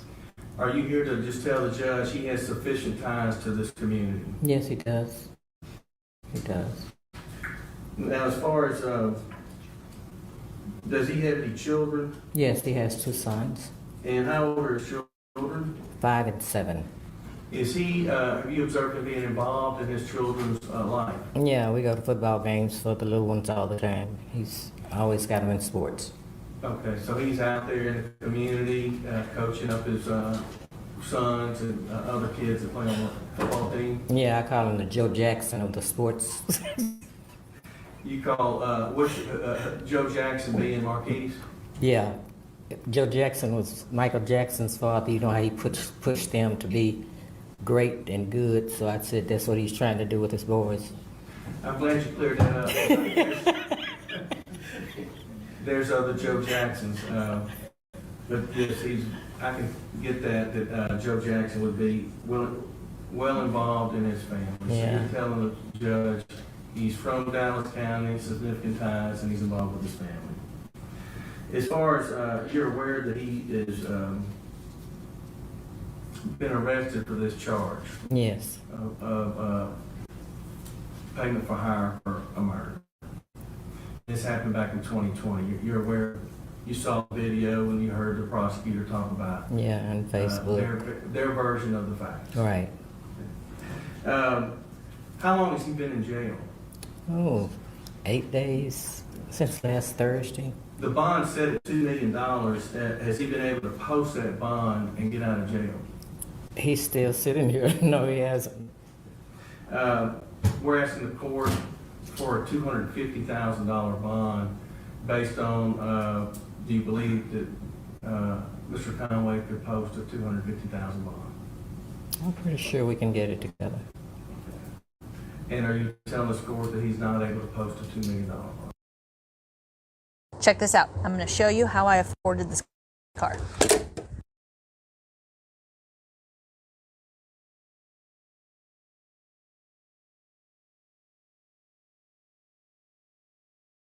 No, it's not. Pass the witness. What's examination? Yes, Your Honor. Good morning, Ms. Alexander. Good morning. My name is Tommy Adams. If you have any questions with my questions, if I don't form them in a good way, please just ask me to repeat myself and I will do so, okay? Okay. I appreciate you being down here. I'm sure this is not an easy day for you. So, thank you. You worked for the Dallas County within the clerk's office up until 2014, correct? Correct. Now, Ms. Alexander, are you aware that there was a bond schedule that judges could set bonds on different level offenses within this courthouse? Yes. And are you aware that that bond schedule has since been done away with and was subject to a federal lawsuit against all of the district judges within Dallas County? No. Okay. Now, when you talk about your grandson being an entertainer, I mean, he's more than just an entertainer, correct? Yes. He's in fact a double platinum artist, correct? Right. Now, going back to 2020 and the years leading up to that, let me ask you this. Are you aware of your grandson owning a 2017 Denali? Yes. And what is that Denali, what is special about that Denali? It's bulletproof. It's bulletproof. Now, Ms. Alexander, I can't imagine in all your years working here that clerk's office that you ever felt like you needed a bulletproof vehicle. I don't need one. Now, Ms. Alexander, would you agree with me that in 2020 and the years leading up to 2020, that there was a lot of stuff going on in the city of Dallas surrounding, and to be quite honest, our victim, Melvin Noble, and your grandson, Marquise Conway? I try not to delve into Facebook and hearsay because I know him for myself, so. Well, let me ask it this way. Are you aware your grandson was shot in Plano? Yeah, I was there. You weren't there at 3 a.m., were you? I was at the hospital. Correct, okay. Mm-hmm. But you would agree with me that even if you're not on Facebook, I mean, this stuff was on TMZ. I think your grandson even did an interview on TMZ with those folks on my TV about this. So you're aware that there was a back and forth going on in this city involving your grandson as well as Mr. Noble, the complainant in this capital murder case. You're aware of that at least, right? Yeah, somewhat. Okay. Is that the reason your grandson felt the need to get a bulletproof Denali? No, he felt the need because people are jealous and you don't know who's gonna do what, when or where.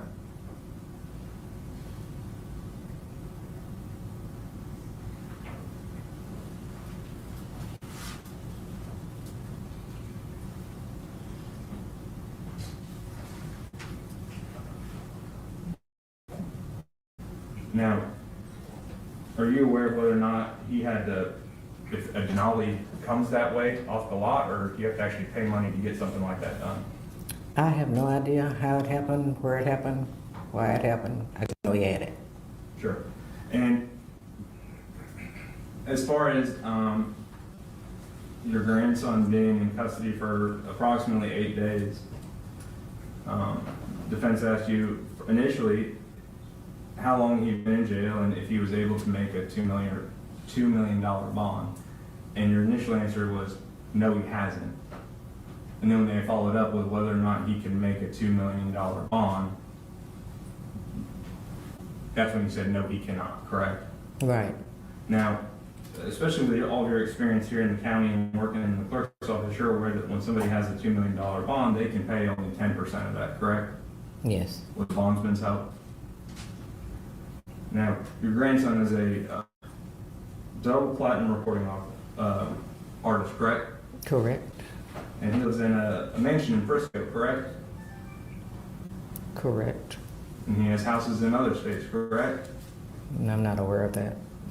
Are you aware of him paying and helping to support other individuals in the family and also extended family and friends? I'm not into his business like that. You'd agree with me that your grandson is substantially well off, correct? He might used to be, but if he could make a $2 million bond, he'd be out. Would you agree with me, though, that there's a difference between can, want to, and choosing not to? I'm aware of all of those things, but I know he don't want to be in here, so I know if he could afford it, he'd be out. Plus, he has other bills. He don't just have money laying around. Sure. Now, Ms. Alexander, if I wanted to reach out to Ms. Rush, your daughter, what would be the best phone number to reach her at? She's not my daughter. Okay. Mr. Conway's mother, if I was going to reach out to her, what would be the best phone number to reach out to her at? You don't have that information? If you were going to reach out to her, not me. Judge, I'm going to object to bantering with the witness and relevancy here. We're kind of veering off to and getting in discovery. The state hadn't showed us their case. They've made a proffer here. It seems like they can do their discovery outside the courtroom. Objection overruled. You may proceed. Ma'am, you'll need to answer the question. What was it? If you were going to call Ms. Rush, what number would you call her at? If you need to check your phone, I'd be happy to wait. Okay.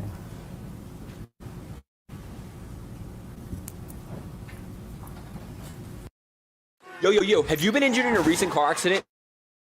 If so, I want to give you a check like this.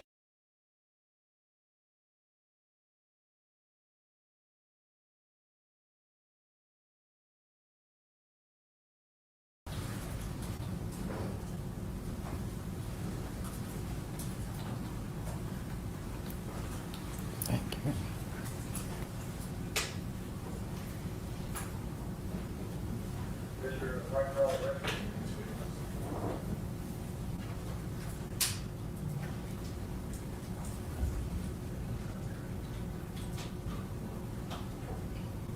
(214) 554 5606 56 06. Judge, again, I'm going to object to this as far as being public information and getting out to the public. This is a media case. This is an improper question. I know the judge just overruled me on this, but there is a fear of this getting out. Well, it's out there now.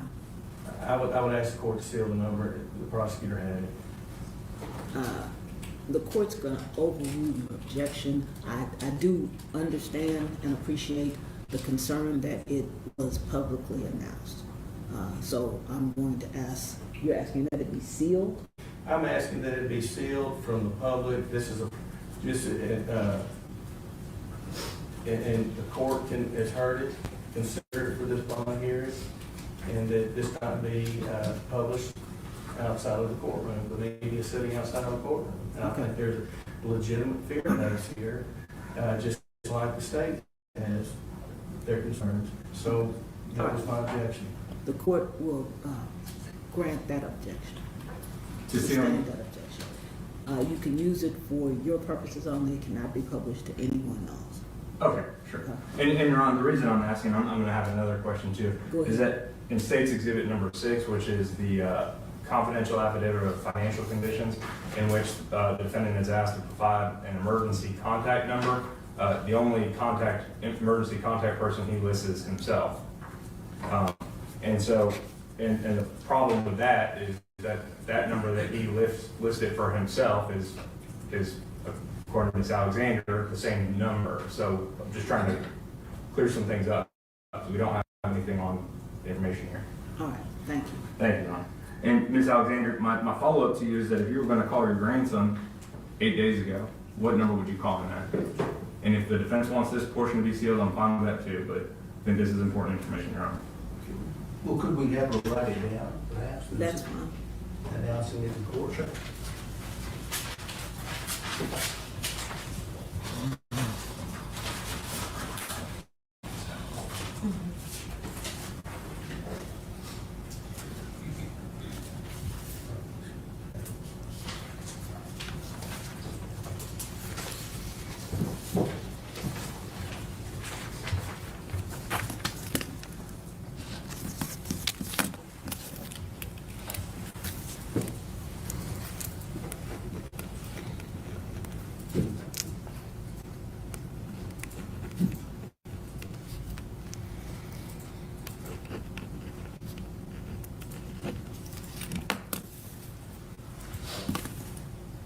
Thanks, man.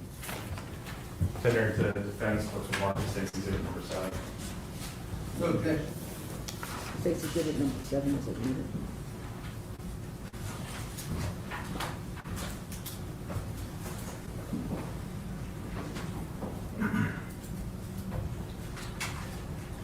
Now, Ms. Alexander, you testified that your grandson has significant ties to this community, correct? Yes, Born and raised in the greater Dallas area. correct. As far as how much time he spends in the city of Dallas, or more or less Dallas County and the surrounding areas at this point, do you know approximately how much time he spends in the greater Dallas area per month? I'd say 3/4 of the time. 3/4 of the time.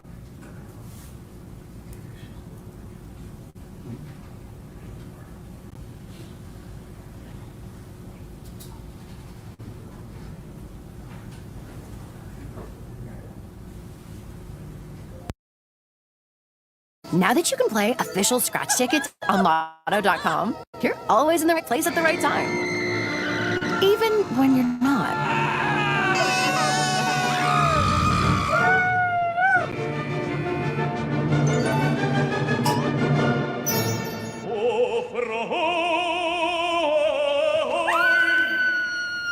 Win instantly, anytime, anywhere with official scratch tickets. Now available on Lotto.com.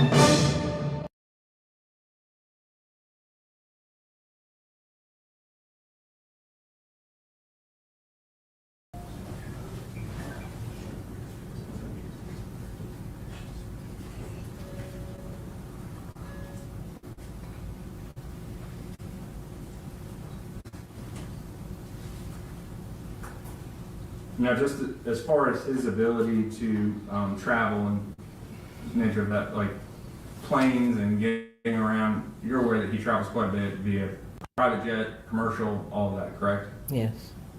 Does he have access to his own private jet? No.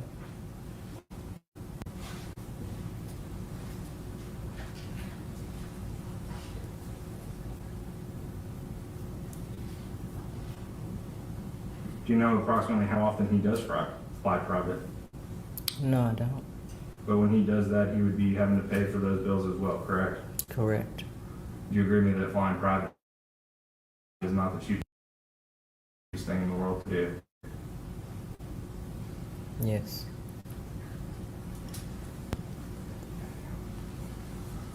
Nothing further from the state, Ron. Anything else from the students? No further questions, Your Honor. All right, thank you, ma'am. You can step down.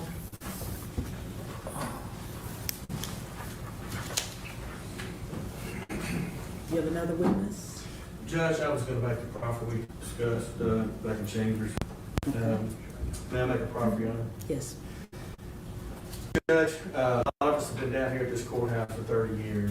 I'm not going to go over the law. I know you understand the bail bond and how we have been involved.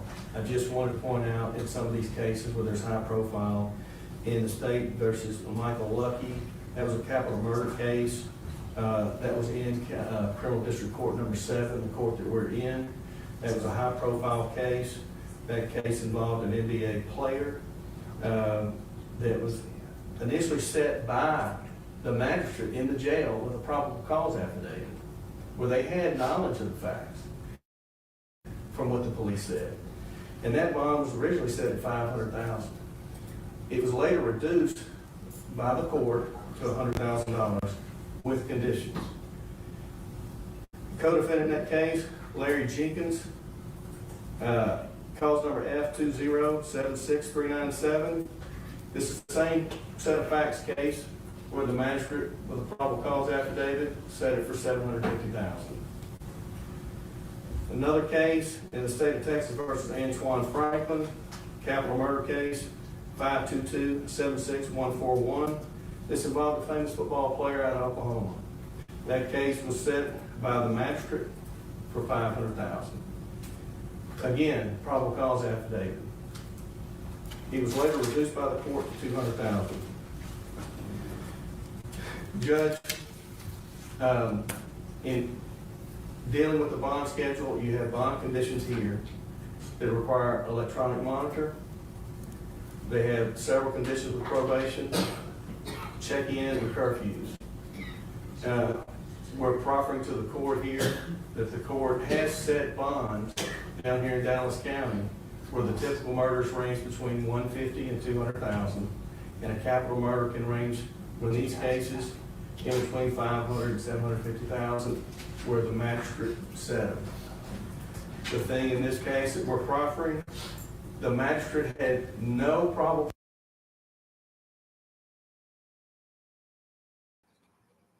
Okay, guys. Reason why I've been quiet for like the past 30 minutes is because my phone call kicked in. My very important call. So, and my lunch came. We're in the middle of the first day of Yella Beezy's trial. His grandmother just took the stand. She was a very credible witness for Yella Beezy, upstanding lady in the community. To stand in for his character. She spoke to how Yella Beezy went to church when he was a little boy, how she raised him on good morals and values, how he has 2 young sons that are 5 and 7, that he is an active father in their life. They went on to talk about how Yella Beezy has done great things with his since rap career, going double platinum, purchasing a mansion and several other homes. Okay, that's what we're listening into. The first day of the Yella Beezy hearing, live coverage of the Dallas rapper's court appearance on the capital murder charge for the death of Mo 3. Cause affidavit. They had no facts, and in this case, we're asking the bond to be reduced in these facts. We'll argue here, but I just want to proffer those 3 cases. All right. Anything else? We're closing, and we'd just like to argue. Okay. State. Your Honor, I would just, if I could, just briefly, I would also like to proffer just 2 cases since defense has brought up some cases that have come here from Dallas County. The first one I would like to bring up is F2475475. Defendant's name is Chaz Booth out of the 194th Judicial District Court. He is currently sitting in jail on a capital murder charge for $2 million. That defendant is not a celebrity, a basketball player, a football player, a musician, an artist, or anything like that. What's the bond on that one? $2 million. He is a 20-year-old who is charged with capital murder. Additionally, we have Jordan Owens, who was recently sentenced F2377243, also a capital murder, and his bond was set at $1.5 million, and I believe that was in the 282nd Judicial District Court. I've been in the print-on-demand space for over 7 years now. So, they're trying to get Yella Beezy's bond reduced. The prosecutors naturally, of course, don't want that. They're saying Yella Beezy's a flight risk because of the access and money that he has.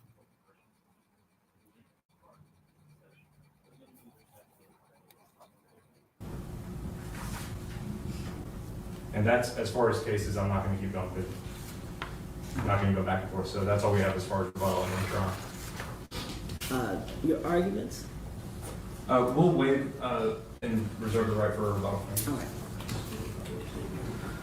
Judge, I'll begin and then Mr. Cruz can finish up.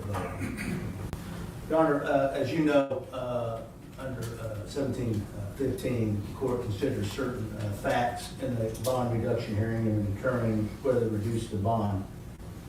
Here in this hearing, the court has before you been introduced 2 arrest affidavits. There is not the arrest affidavit of our client, that does not exist, but you do have reviewed the arrest affidavits of Kewan White and Mr. Brown. Those arrest affidavits were taken on Kewan White was December 8, 2020, Devin Brown, March 18th of 2021. The offense itself is approximately 4 years and 4 months ago when it occurred. You carefully reviewed those affidavits and set out how the offense, and you saw the video. Nowhere in those affidavits is there any mention of our client, any mention of his role, any mention of connection to this case in either one of those affidavits that you have before you that you can consider. As far as the proffer given by the state, they choose what they can proffer. They said they have one person who overheard a conversation after the incident that happened on the highway in which he heard money being discussed and our client present at that during that conversation about paying money. You received no information in the proffer as to the credibility of that witness, if they have a bias or a motive for coming forward now at this time, 4 years, 4 months later, with this information. You only have you don't even have a proffer that this was a confidential informant, which you know requires some type of vetting, just that it's a person who said they were present during this one conversation. And that's the only evidence that you have before you in this hearing that connects them to this offense. The state also proffered a bank record that said there was after the incident in November of 2020, there was a withdrawal of $40,000 cash. No proffer was made as to if that money, if there was traced anywhere to the other defendants charged in this offense. You've received no information of a text message, any message on a social media platform that our client paid for this murder, any type of remuneration, no recording of any sort, just this person who came forward and said he overheard this conversation. As far as the bank records go, the only thing in evidence before the court are records that were back in 2020 when they quoted 2 different accounts which accounted for $800,000. You've heard no evidence as to his current financial bank records and what is in there. You only have before you testimony of the defendant's grandmother who told you he cannot make the bond, has not been able to make the bond, he cannot make a $2 million bond. I'll let Mr. Beezy finish with the other parts of the argument. Judge, thank you.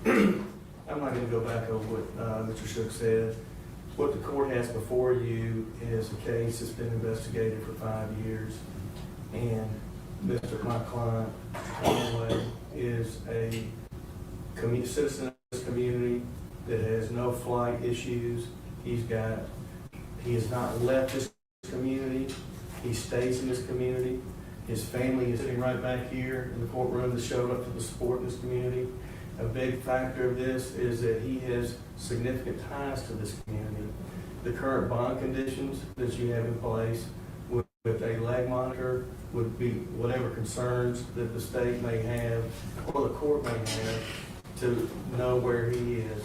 His grandmother has worked down here and understands how to communicate with the court. We have people, and the bond restrictions of that, the court is aware of how significant the bond restrictions are in keeping them in writing a bond. Judge, we're coming at this this is a significant, oppressive, and punitive bond under the law, in our opinion. We believe that the magistrate, when she set this bond, did not have any evidence in front of her and set it high. We also believe that after 8 days, had he had the money, he would have posted it, and he's sitting here in jail. And that those cases that the state and I have talked about, the court is well aware of a wide range that you have, but given these facts that Mr. Shook went over with no corroboration, We don't know anything about their case, this witness, who they are. The court doesn't. And given the facts presented, we're asking you to reduce this bond to an appropriate amount where he can abide by the conditions and come to court and we can fight this case. Okay, thank you. State. Yes, Your Honor, just briefly. In regards to an individual's ability to pay the bond, Ms. Alexander testified specifically that she is not involved in her grandson's business and doesn't keep up with his financial stuff. So she really was not in a position to testify what he can and what he cannot afford. She did testify to the fact that he is a double platinum, I believe as of recently 2 weeks ago, recording artist, that he travels about a quarter of the month, that he lives in a mansion in Frisco, that he drives a Denali, a bulletproof Denali, which also will lead into safety concerns. So the only thing that the court has as far as ability to pay or not to do it, or not having an ability to pay this bond, is the bank records which I've proffered to the court, as well as his own grandmother saying that he's a successful artist living in a mansion up in Frisco that flies on private jets and travels. The important thing about the Denali is not just the fact of the cost and all of that, but it's the fact that when we're talking about safety concerns for the community, and one of the factors that the court should take into consideration is, if this individual were to get out, is there a viable safety concern? The fact that the defendant has a bulletproof vehicle and drove one at the time and was arrested in it 8 days ago, that should tell you all you need to know. And that's not just based off of pure jealousy. Your Honor has been doing this long enough to know that is based off of something much greater than just pure jealousy. As far as safety circumstances for the community, this is, as defense has stated, a very high profile case. And this defendant is very well known, not only locally, not only in the state, but nationally and internationally. The fact that this individual has the means and the resources and the reach to get to witnesses is a true concern that the court should also take into consideration. And that this was part of a bigger thing that was going on in 2016, 17, 18, 19, 20, culminating in the death of Melvin Noble. The circumstances surrounding are not only the offense in itself, but the circumstances building up to Mr. Noble's death. And Your Honor, I didn't want to go back and forth with the defense on proffering cases of bonds and $2 million and $3 million bonds. But the truth is, this is a capital murder for remuneration. And the defendant is charged with paying other individuals to take another human life. And he has the financial means and the reach to do it. In fact, I think it's important that there was another victim. This was at noon on I-35 leading into downtown Dallas. 44 fired cartridge casings. Who knows how many others were knocked away by the cars that kept driving by.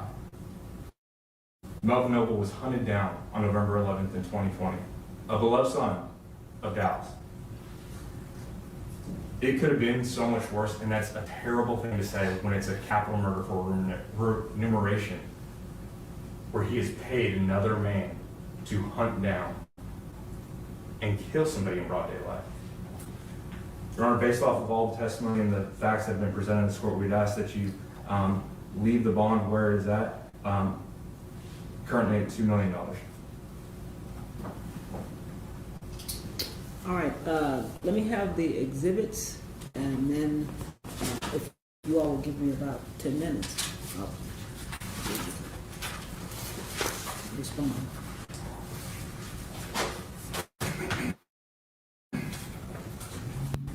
Can I approach, Your Honor? Yes. The defense did not have any exhibits, right? No, Your Honor. And this is just the video, right? Yes. Anything else that I need to take with me? And you had 1 and 2 still? Yeah, I still have. Thank you. All right, thanks. All right.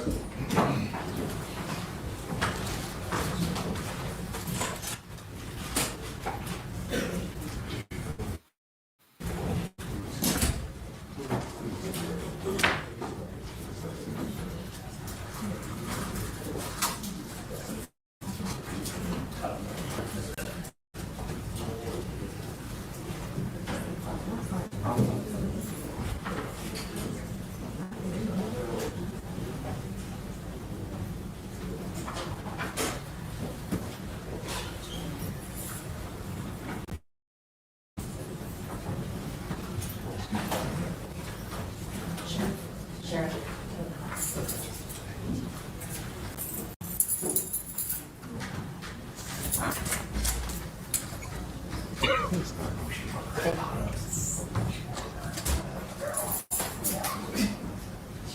appears that the court is taking a 10-minute recess for the judge.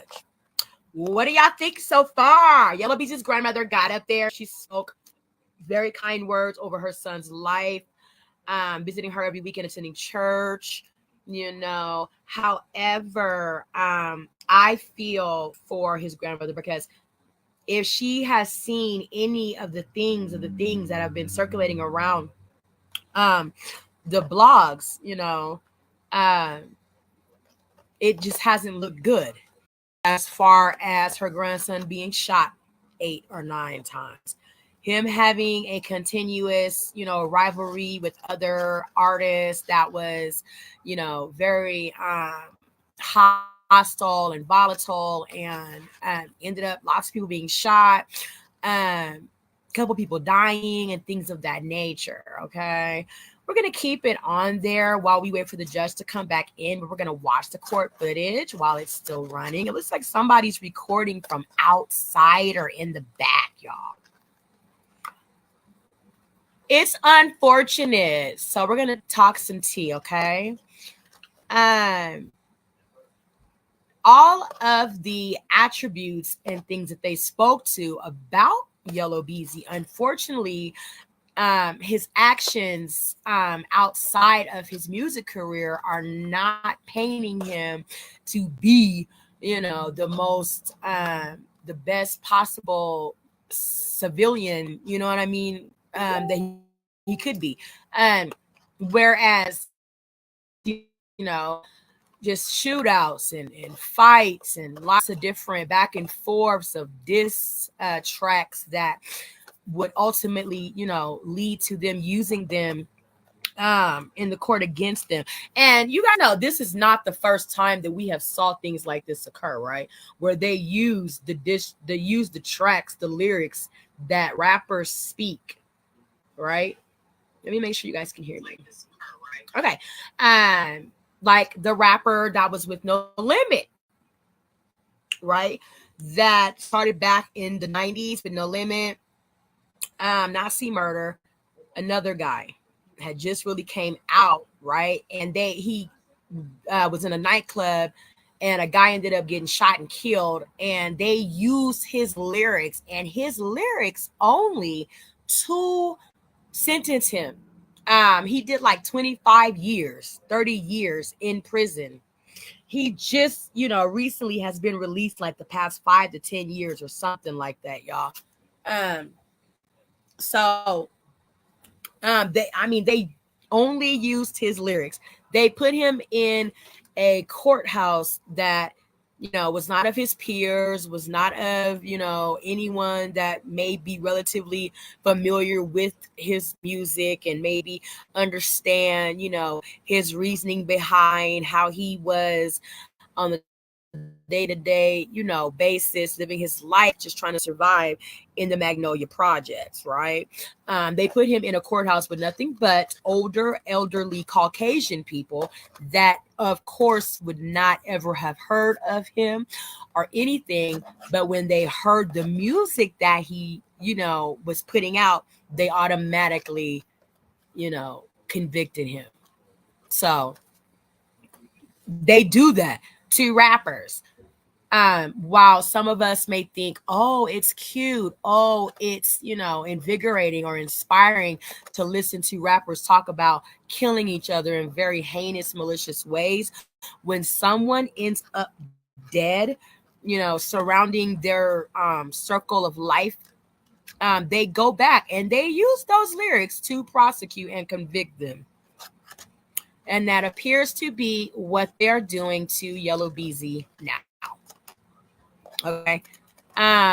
It's unfortunate that Yella Beezy, you know, chose to take this route instead of holding his head up and keep on going on for the, you know, sanctity of his family and his life.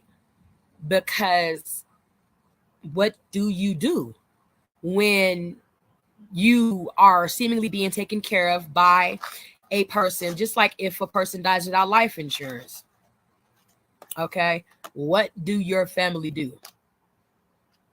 What does Yella Beezy's baby mama do to pay that mortgage on the mansion? You see what I'm saying? How does she keep up the lifestyle of what Yella Beezy did in his musical career? So all of those things are just, you know, something to take into account when you would rather focus on the beef instead of what got you cooking in the first place out here, making a name for yourself and a, you know, career of music. And you see the bailiffs up there. Those are the type of niggas, while they standing there laughing, will go outside and play one of Yella Beezy or Mo3 song.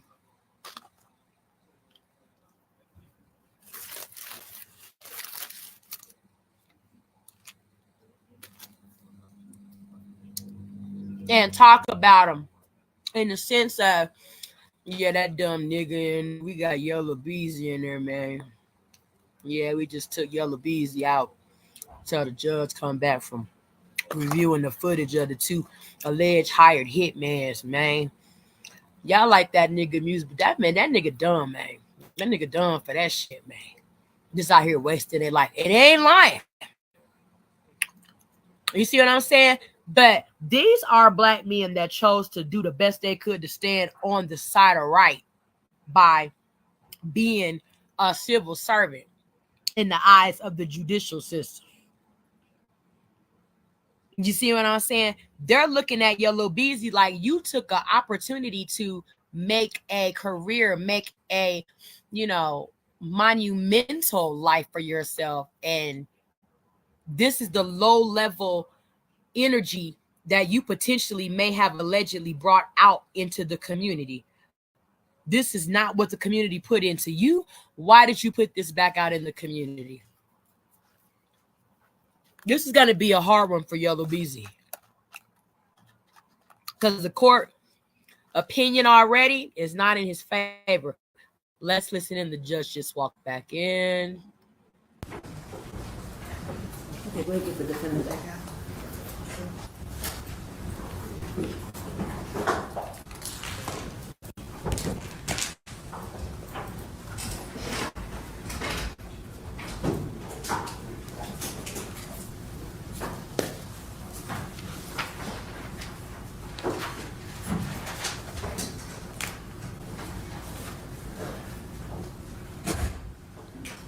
Okay, the court, ready? Yes, Judge. All right, the court's ready to make a ruling. The court is going to reduce the bond to $750,000. He got a bond reduction, y'all.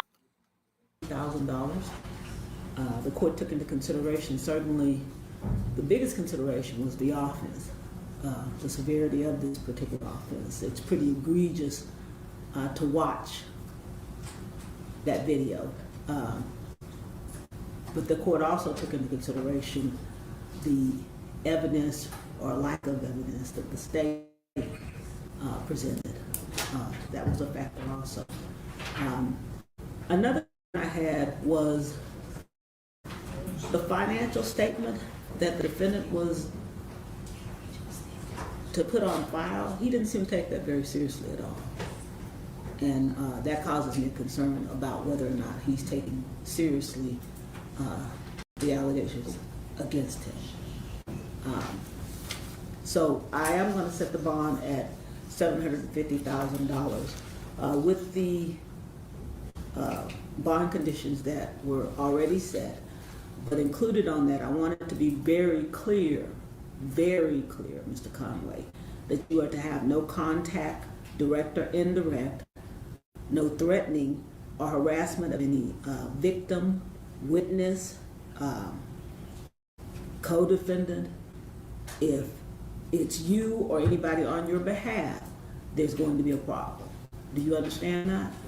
Okay, you all can stand. I'm talking to you now.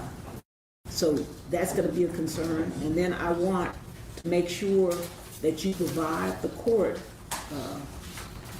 with correct information regarding your person of contact, because basically this affidavit seemed to be your way of saying, forget y'all. I don't want you to open your mouth. Yeah. Seemed to be your way of saying, forget y'all. So you need to provide correct, accurate information regarding who is your person of contact should there be any type of problem. I hope that you're taking this seriously because your responses in this affidavit kind of indicate that you're not. You understand me? Yes, ma'am. Okay. Is there anything else? No, you're going to say, Your Honor. Anything else from the defense? No, Your Honor. All right, thank you. Thank you, Judge. Yella Beezy bond got reduced, y'all, to $750,000, and we ain't selling out of court right now, but for nothing but $750,000. Okay, so is that 10% or is that, you know, full amount of the bond?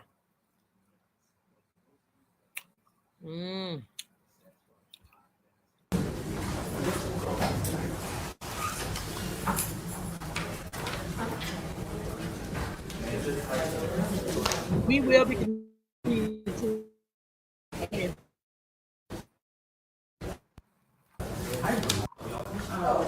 Do y'all think Yella Beezy will make bond?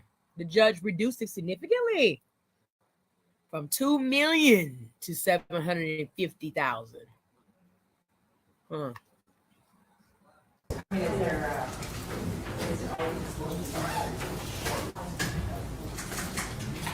All right, well. I gotta get judges to sign off on the order. You can get it. Yes. I will also Let's see. request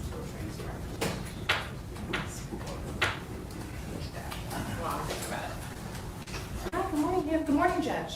Hey, how you doing? I'm doing well, ma'am. I wanted to ask for Eve to me is basically Yella Beezy bond reduced. I know Diddy wish he could. Girl, what's Diddy bond? 500,000. Girl, I know he wish he could.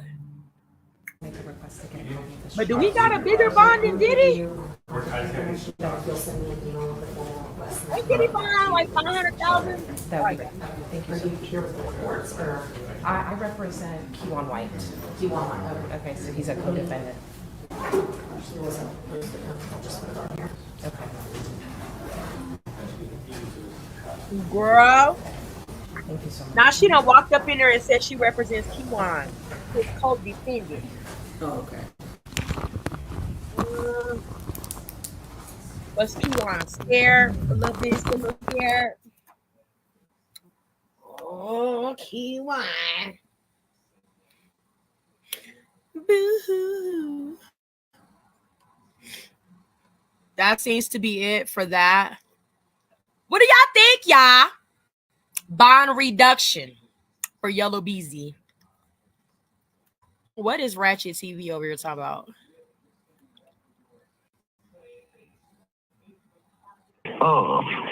John Wilder Price. Okay, yeah. John Wilder Price is uncle, bro. John Wilder Price is the only one to ever beat a trial in this bitch, bro. Do the homework, man. That's why I say I was trying to find a way to get on there, but I'm not with the live shit. I don't know how to work my phone 42, but I don't know how to work this phone like that. Okay, so that's one thing. This nigga, John Wilder Price, owns half of the commissary. He owns commissary. Nigga owns some of that shit up in there. He right along Michael Jordan. That nigga own a lot of shit in there, though. So that $2 million, they just don't want to touch it. Like say, they came with them papers to not pay the $2 million because somebody know what somebody know. If they pay $2 million, you found anything off in there because you won't have to take it to trial because you still don't want the time. That $2 million ain't probably buying you time for about 4 more years, bro. And it don't matter how much money you come up with. The 4 years they gonna do doing their homework. So that $2 million really turns still off until your life sentence / life without parole. You still gonna say anything. You know what I'm saying? And I honestly, I think it's Smurf Franklin, bro. On my mama, nigga. This is my cousin, bro. That's my cousin. I'm married in this family, bro, and I'm a Cliff nigga. I'm a Fall Ridge, Keystone Pope nigga. I'm affiliated with them. But when I found out my cousin, I had to step back, and then I can't be out here like a one-man army. Like the same thing with Yella. Nigga Mo 3 lost all his old entourage. I know the circle. I know people that left Mo 3. Mo 3 had his old circle. Mo 3 got killed, fam. That's all new circle. So that, yeah, you know what I'm saying? So I'm just, you know, like for real, bro. I've been telling people this shit, bro. That's not the damn when it wasn't the killer. That 40,000, yeah, probably was just the 3, but who paid the other nigga? Girl, they say, let me pause this for a minute. They say Keywan White makes deal with the DA and is star witness against Yella Beezy in the murder for hire plot. White helped obtain phone records, phone recordings, and money wiring evidence and incriminating evidence against Marquise Conway, aka Yella Beezy, y'all. Why the state saying they ain't got no evidence? Maybe that's why Keywan, let me get comfortable, girl. I just ate. Excuse me. Lawyer walked in there after the bail was reduced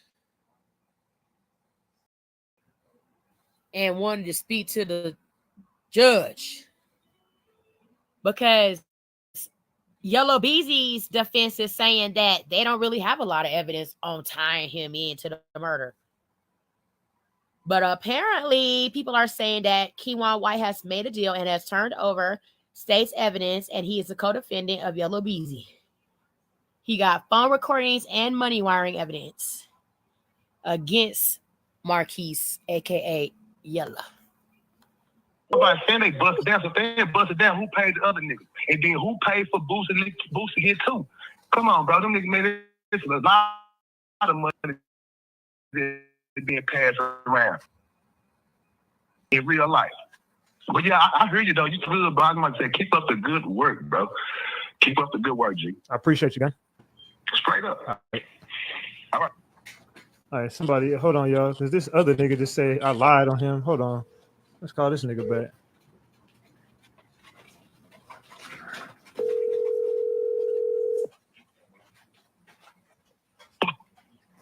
You just texted me and said you're going to sue me. Hey, man, I just told you to put me in that shit, Kevon. Don't you know I got niggas calling? You said what? I got niggas on the fucking phone. I don't even know who you are. I'm saying, but hey. What? I can't hear you, fam. Your phone keep cutting out. Your phone keep cutting out, bro. Kevon, can you hear me? Yeah, I hear you now. Niggas saying you got my name up there, Kevon.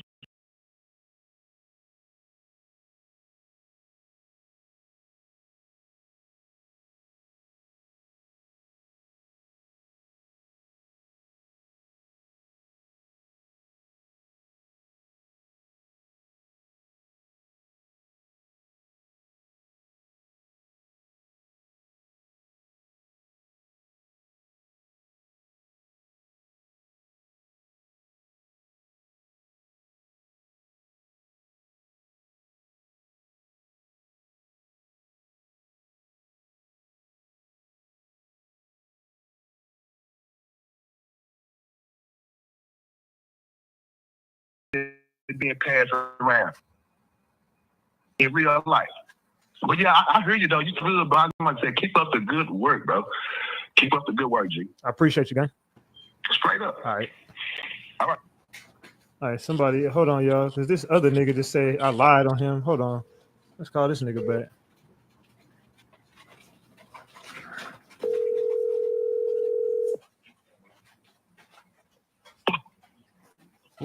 You just texted me and said you're going to sue me. Hey, man, I just told you to put me in that shit, Kevon. Don't you know I got niggas calling? You said what? I got niggas on the fucking phone. I don't even know who you are. I'm saying, but hey. What? I can't hear you, fam. Your phone keep cutting out. Your phone keep cutting out, bro. Kevon, can you hear me? Yeah, I hear you now. Niggas saying you got my name up there, kinfolk. I don't know your name. What name is up there posted up on that thing, man? The people looking at they calling me. What name, nigga? Look at my stream. I don't have no name up there. I don't even know who you are. How am I gonna give somebody your name and I don't even know who you are? The niggas just called me a while ago, told me to get my name up there, kinfolk, clear as daylight, man. That's why they Okay, called me. well, won't you go in my stream and look for yourself? I don't know your damn name.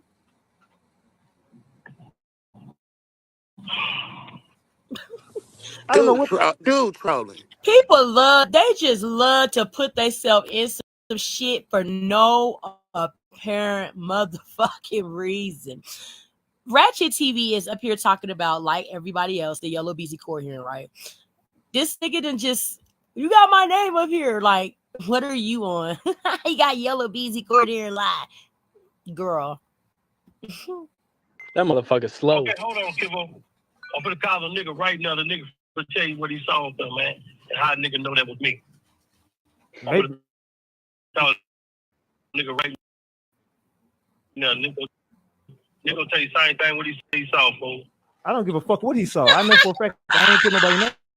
So I cannot, y'all. We are sipping tea over on Ratchet TV. Okay, go over to YouTube and subscribe to Ratchet TV, and make sure y'all cash app him, show him some love. He on IG, YouTube, all that good stuff. Okay. So I just played the live back. I don't see it. I'm not worried about this nigga talking about. Yeah, hang up. I don't know what the fuck you nigga. Fuck you and your homeboy. We out here. Y'all be wildin'. Why do y'all insist on putting y'all name in some business that ain't got nothing to do with you?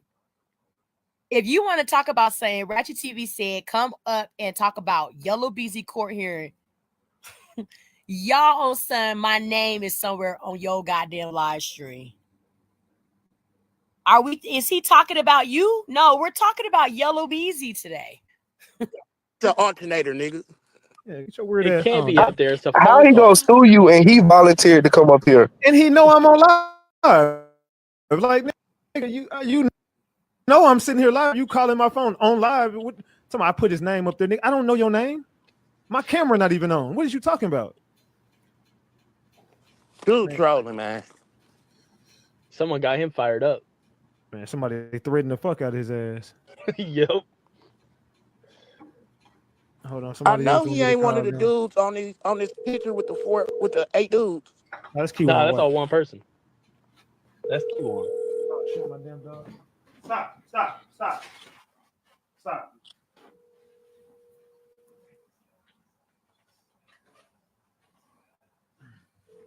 We're gonna fast forward a little bit because Ratchet TV always got some ratchet shit going on. That's why I fuck with his channel. Attention to that great BMW. I'm listening to you. You hear me? Yeah, we listening. Yeah, y'all ain't paying attention to that great BMW. If you play the video back, that great BMW was talking to that black Camaro. That great BMW was with them. Facts. I do agree that there was more than one car. Yeah, now put the video back up there. That great BMW was talking to that great car.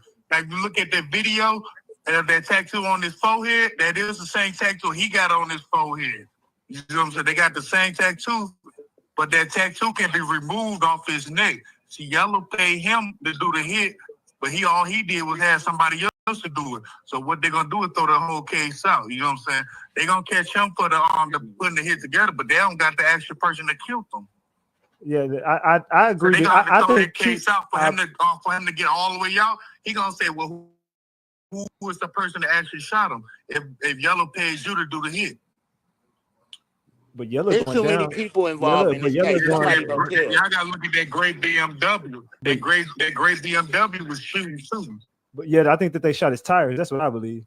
Yeah, now you see, and when you see him running with that chopper, zoom all the way in. He got that same tattoo on his forehead. That same symbol on his forehead. That's the same symbol. Yeah, that great BMW.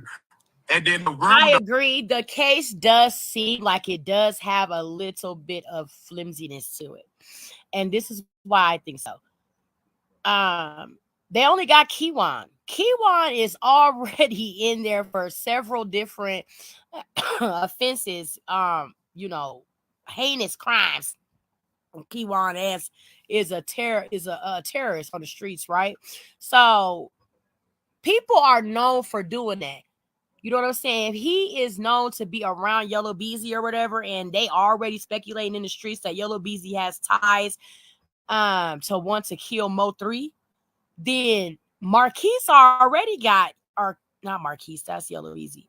Keywan already got enough shit to want to be like, you know what?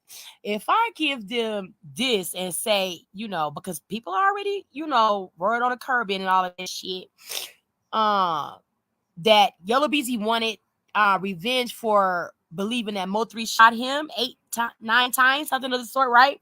Then Keywan might just try to see his end to try to see his way out if he gives up Yella Beezy for the murder for hire plot. Now, if he can prove through real evidence that Yella Beezy said,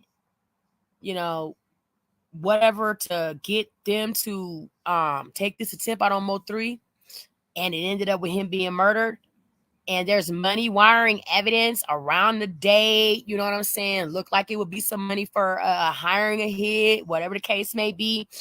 That could definitely give Yella Beezy some fucking time. Okay? How much would be the question?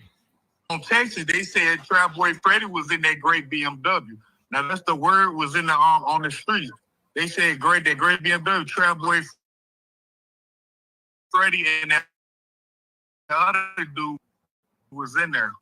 Tattoo that he got on his forehead, that's the same tattoo, but you don't see that symbol on his neck though.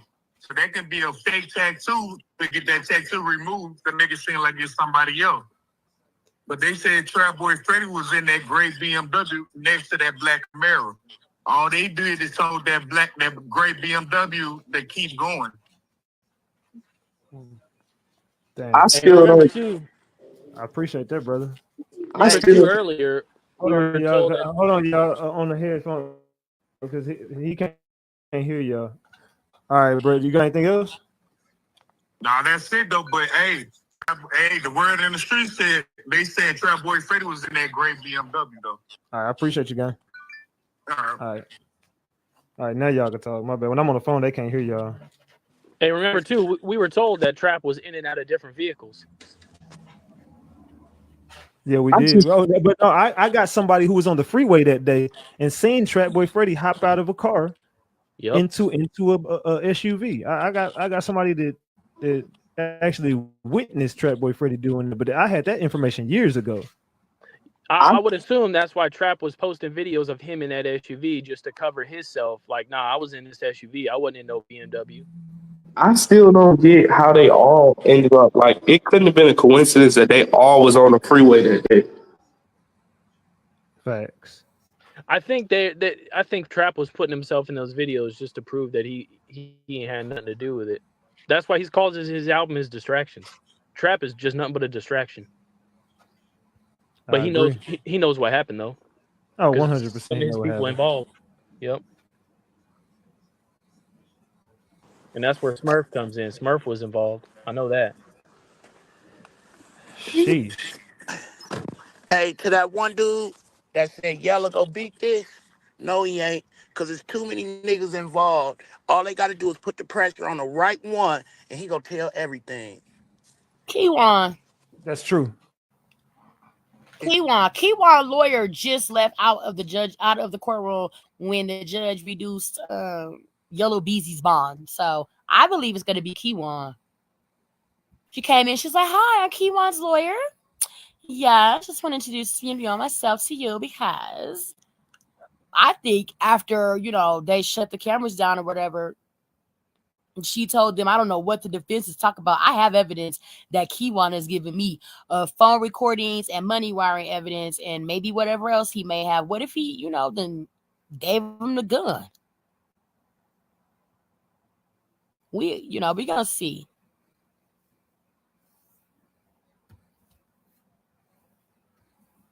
too Yeah, many people involved. No way he gonna beat this. that's where everyone loses at this gamble. Is they always think everyone's gonna be solid. It just takes one person. That's it. Unless they let him get on just so they can give everything over to the feds. It's gonna the one that's gonna tell is the one that don't trust his bitch, thinks he gonna be out here fucking, so he gonna tell everything so he can watch his bitch. Yep. That's facts. I think they all go tell on each other. Oh, everybody got to snitch though, man, because the only way out of it for everybody is to snitch. And I'm telling y'all, that's why Devin Brown and Keywan made deals. There's only one way out, or y'all going down for y'all gonna get pointed out as the people that took out Mo3, and everybody in Dallas know they didn't do it. Do y'all think Earl Spence involved? Of course. Yeah. That's why him and Yella was out. They left. Wait, they grab Earl Spence. He ain't finna give up his boxing career. He telling. Yeah, it says somebody who was watching recognized that dude voice, and now he getting threats, and he want to blame me. Yeah, he talking about he gonna sue me, nigga. You ain't suing shit, bro. Sue these nuts. Tell him, side, His you can't name even was on the afford internet. Hey, we 400 subscribers away from 183K. Can everybody in this chat make sure you subscribe to the channel? Everybody in this chat, make sure you subscribe to the channel, man. We need 400 subscribers to get to 183,000, man. Let's go. For sure. No, we turning up. We turning up on this motherfucker. Man, I don't know. Yella Beezy definitely gonna come home, but it's looking like they want him to start talking to somebody. That's what it's looking like. They want to monitor Yella Beezy's movements and further implicate him in some more shit. I guarantee you he's finna put a tour together. Oh no, he ain't doing. He ain't going nowhere. Nah, he They ain't ain't gonna going let him. nowhere. Nah, he ain't. He can't make it. He can't even leave. He gonna be on 24-hour house confinement. They just gonna monitor his phone calls and his visitors. He's gonna go home, see his kids, start crying and snitch. I thought they said he could work. I don't He'll know. be working from home. Yeah, he'd be working doing studio. Better build a studio at your shit. Yep. Hey, Ratchet. Yeah, what's Hey, good? I got a question. Okay, so I ain't trying to drop no names on here and get nobody else so caught off you, but you know that dude, his last name. Don't say nobody's name on here, especially a YouTuber.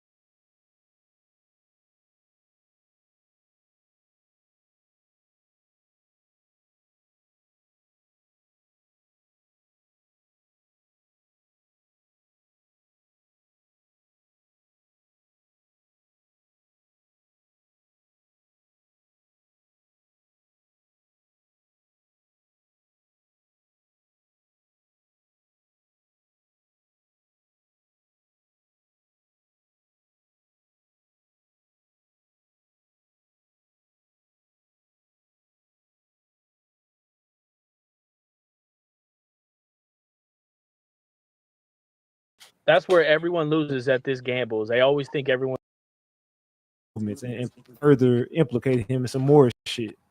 I guarantee you he's finna put a tour together. Oh no, he ain't doing. He ain't going nowhere. Nah, They ain't gonna let him. Nah, he can't make. He can't even leave. He gonna be on 24-hour house confinement. They just gonna monitor his phone calls and his visitors. He's gonna go home, see his kids, start crying and snitch. I thought they said he could work. I don't He'll know. be working from home. Yeah, he'd be working doing studio. Better build a studio at your shit. Hey, Ratchet. Yeah, what's Hey, good? I got a question. Okay, so I ain't trying to drop no names on here and get nobody else so called off you, but you know that dude, his last name. Don't say nobody's name on here, especially a YouTuber.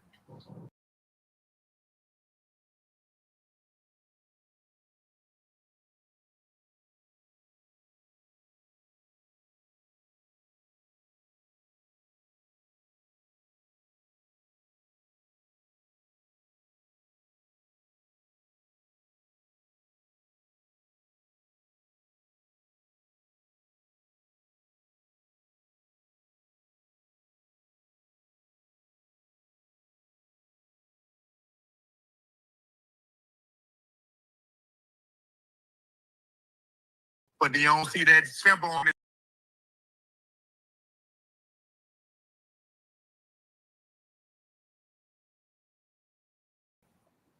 Oh, everybody got a snitch.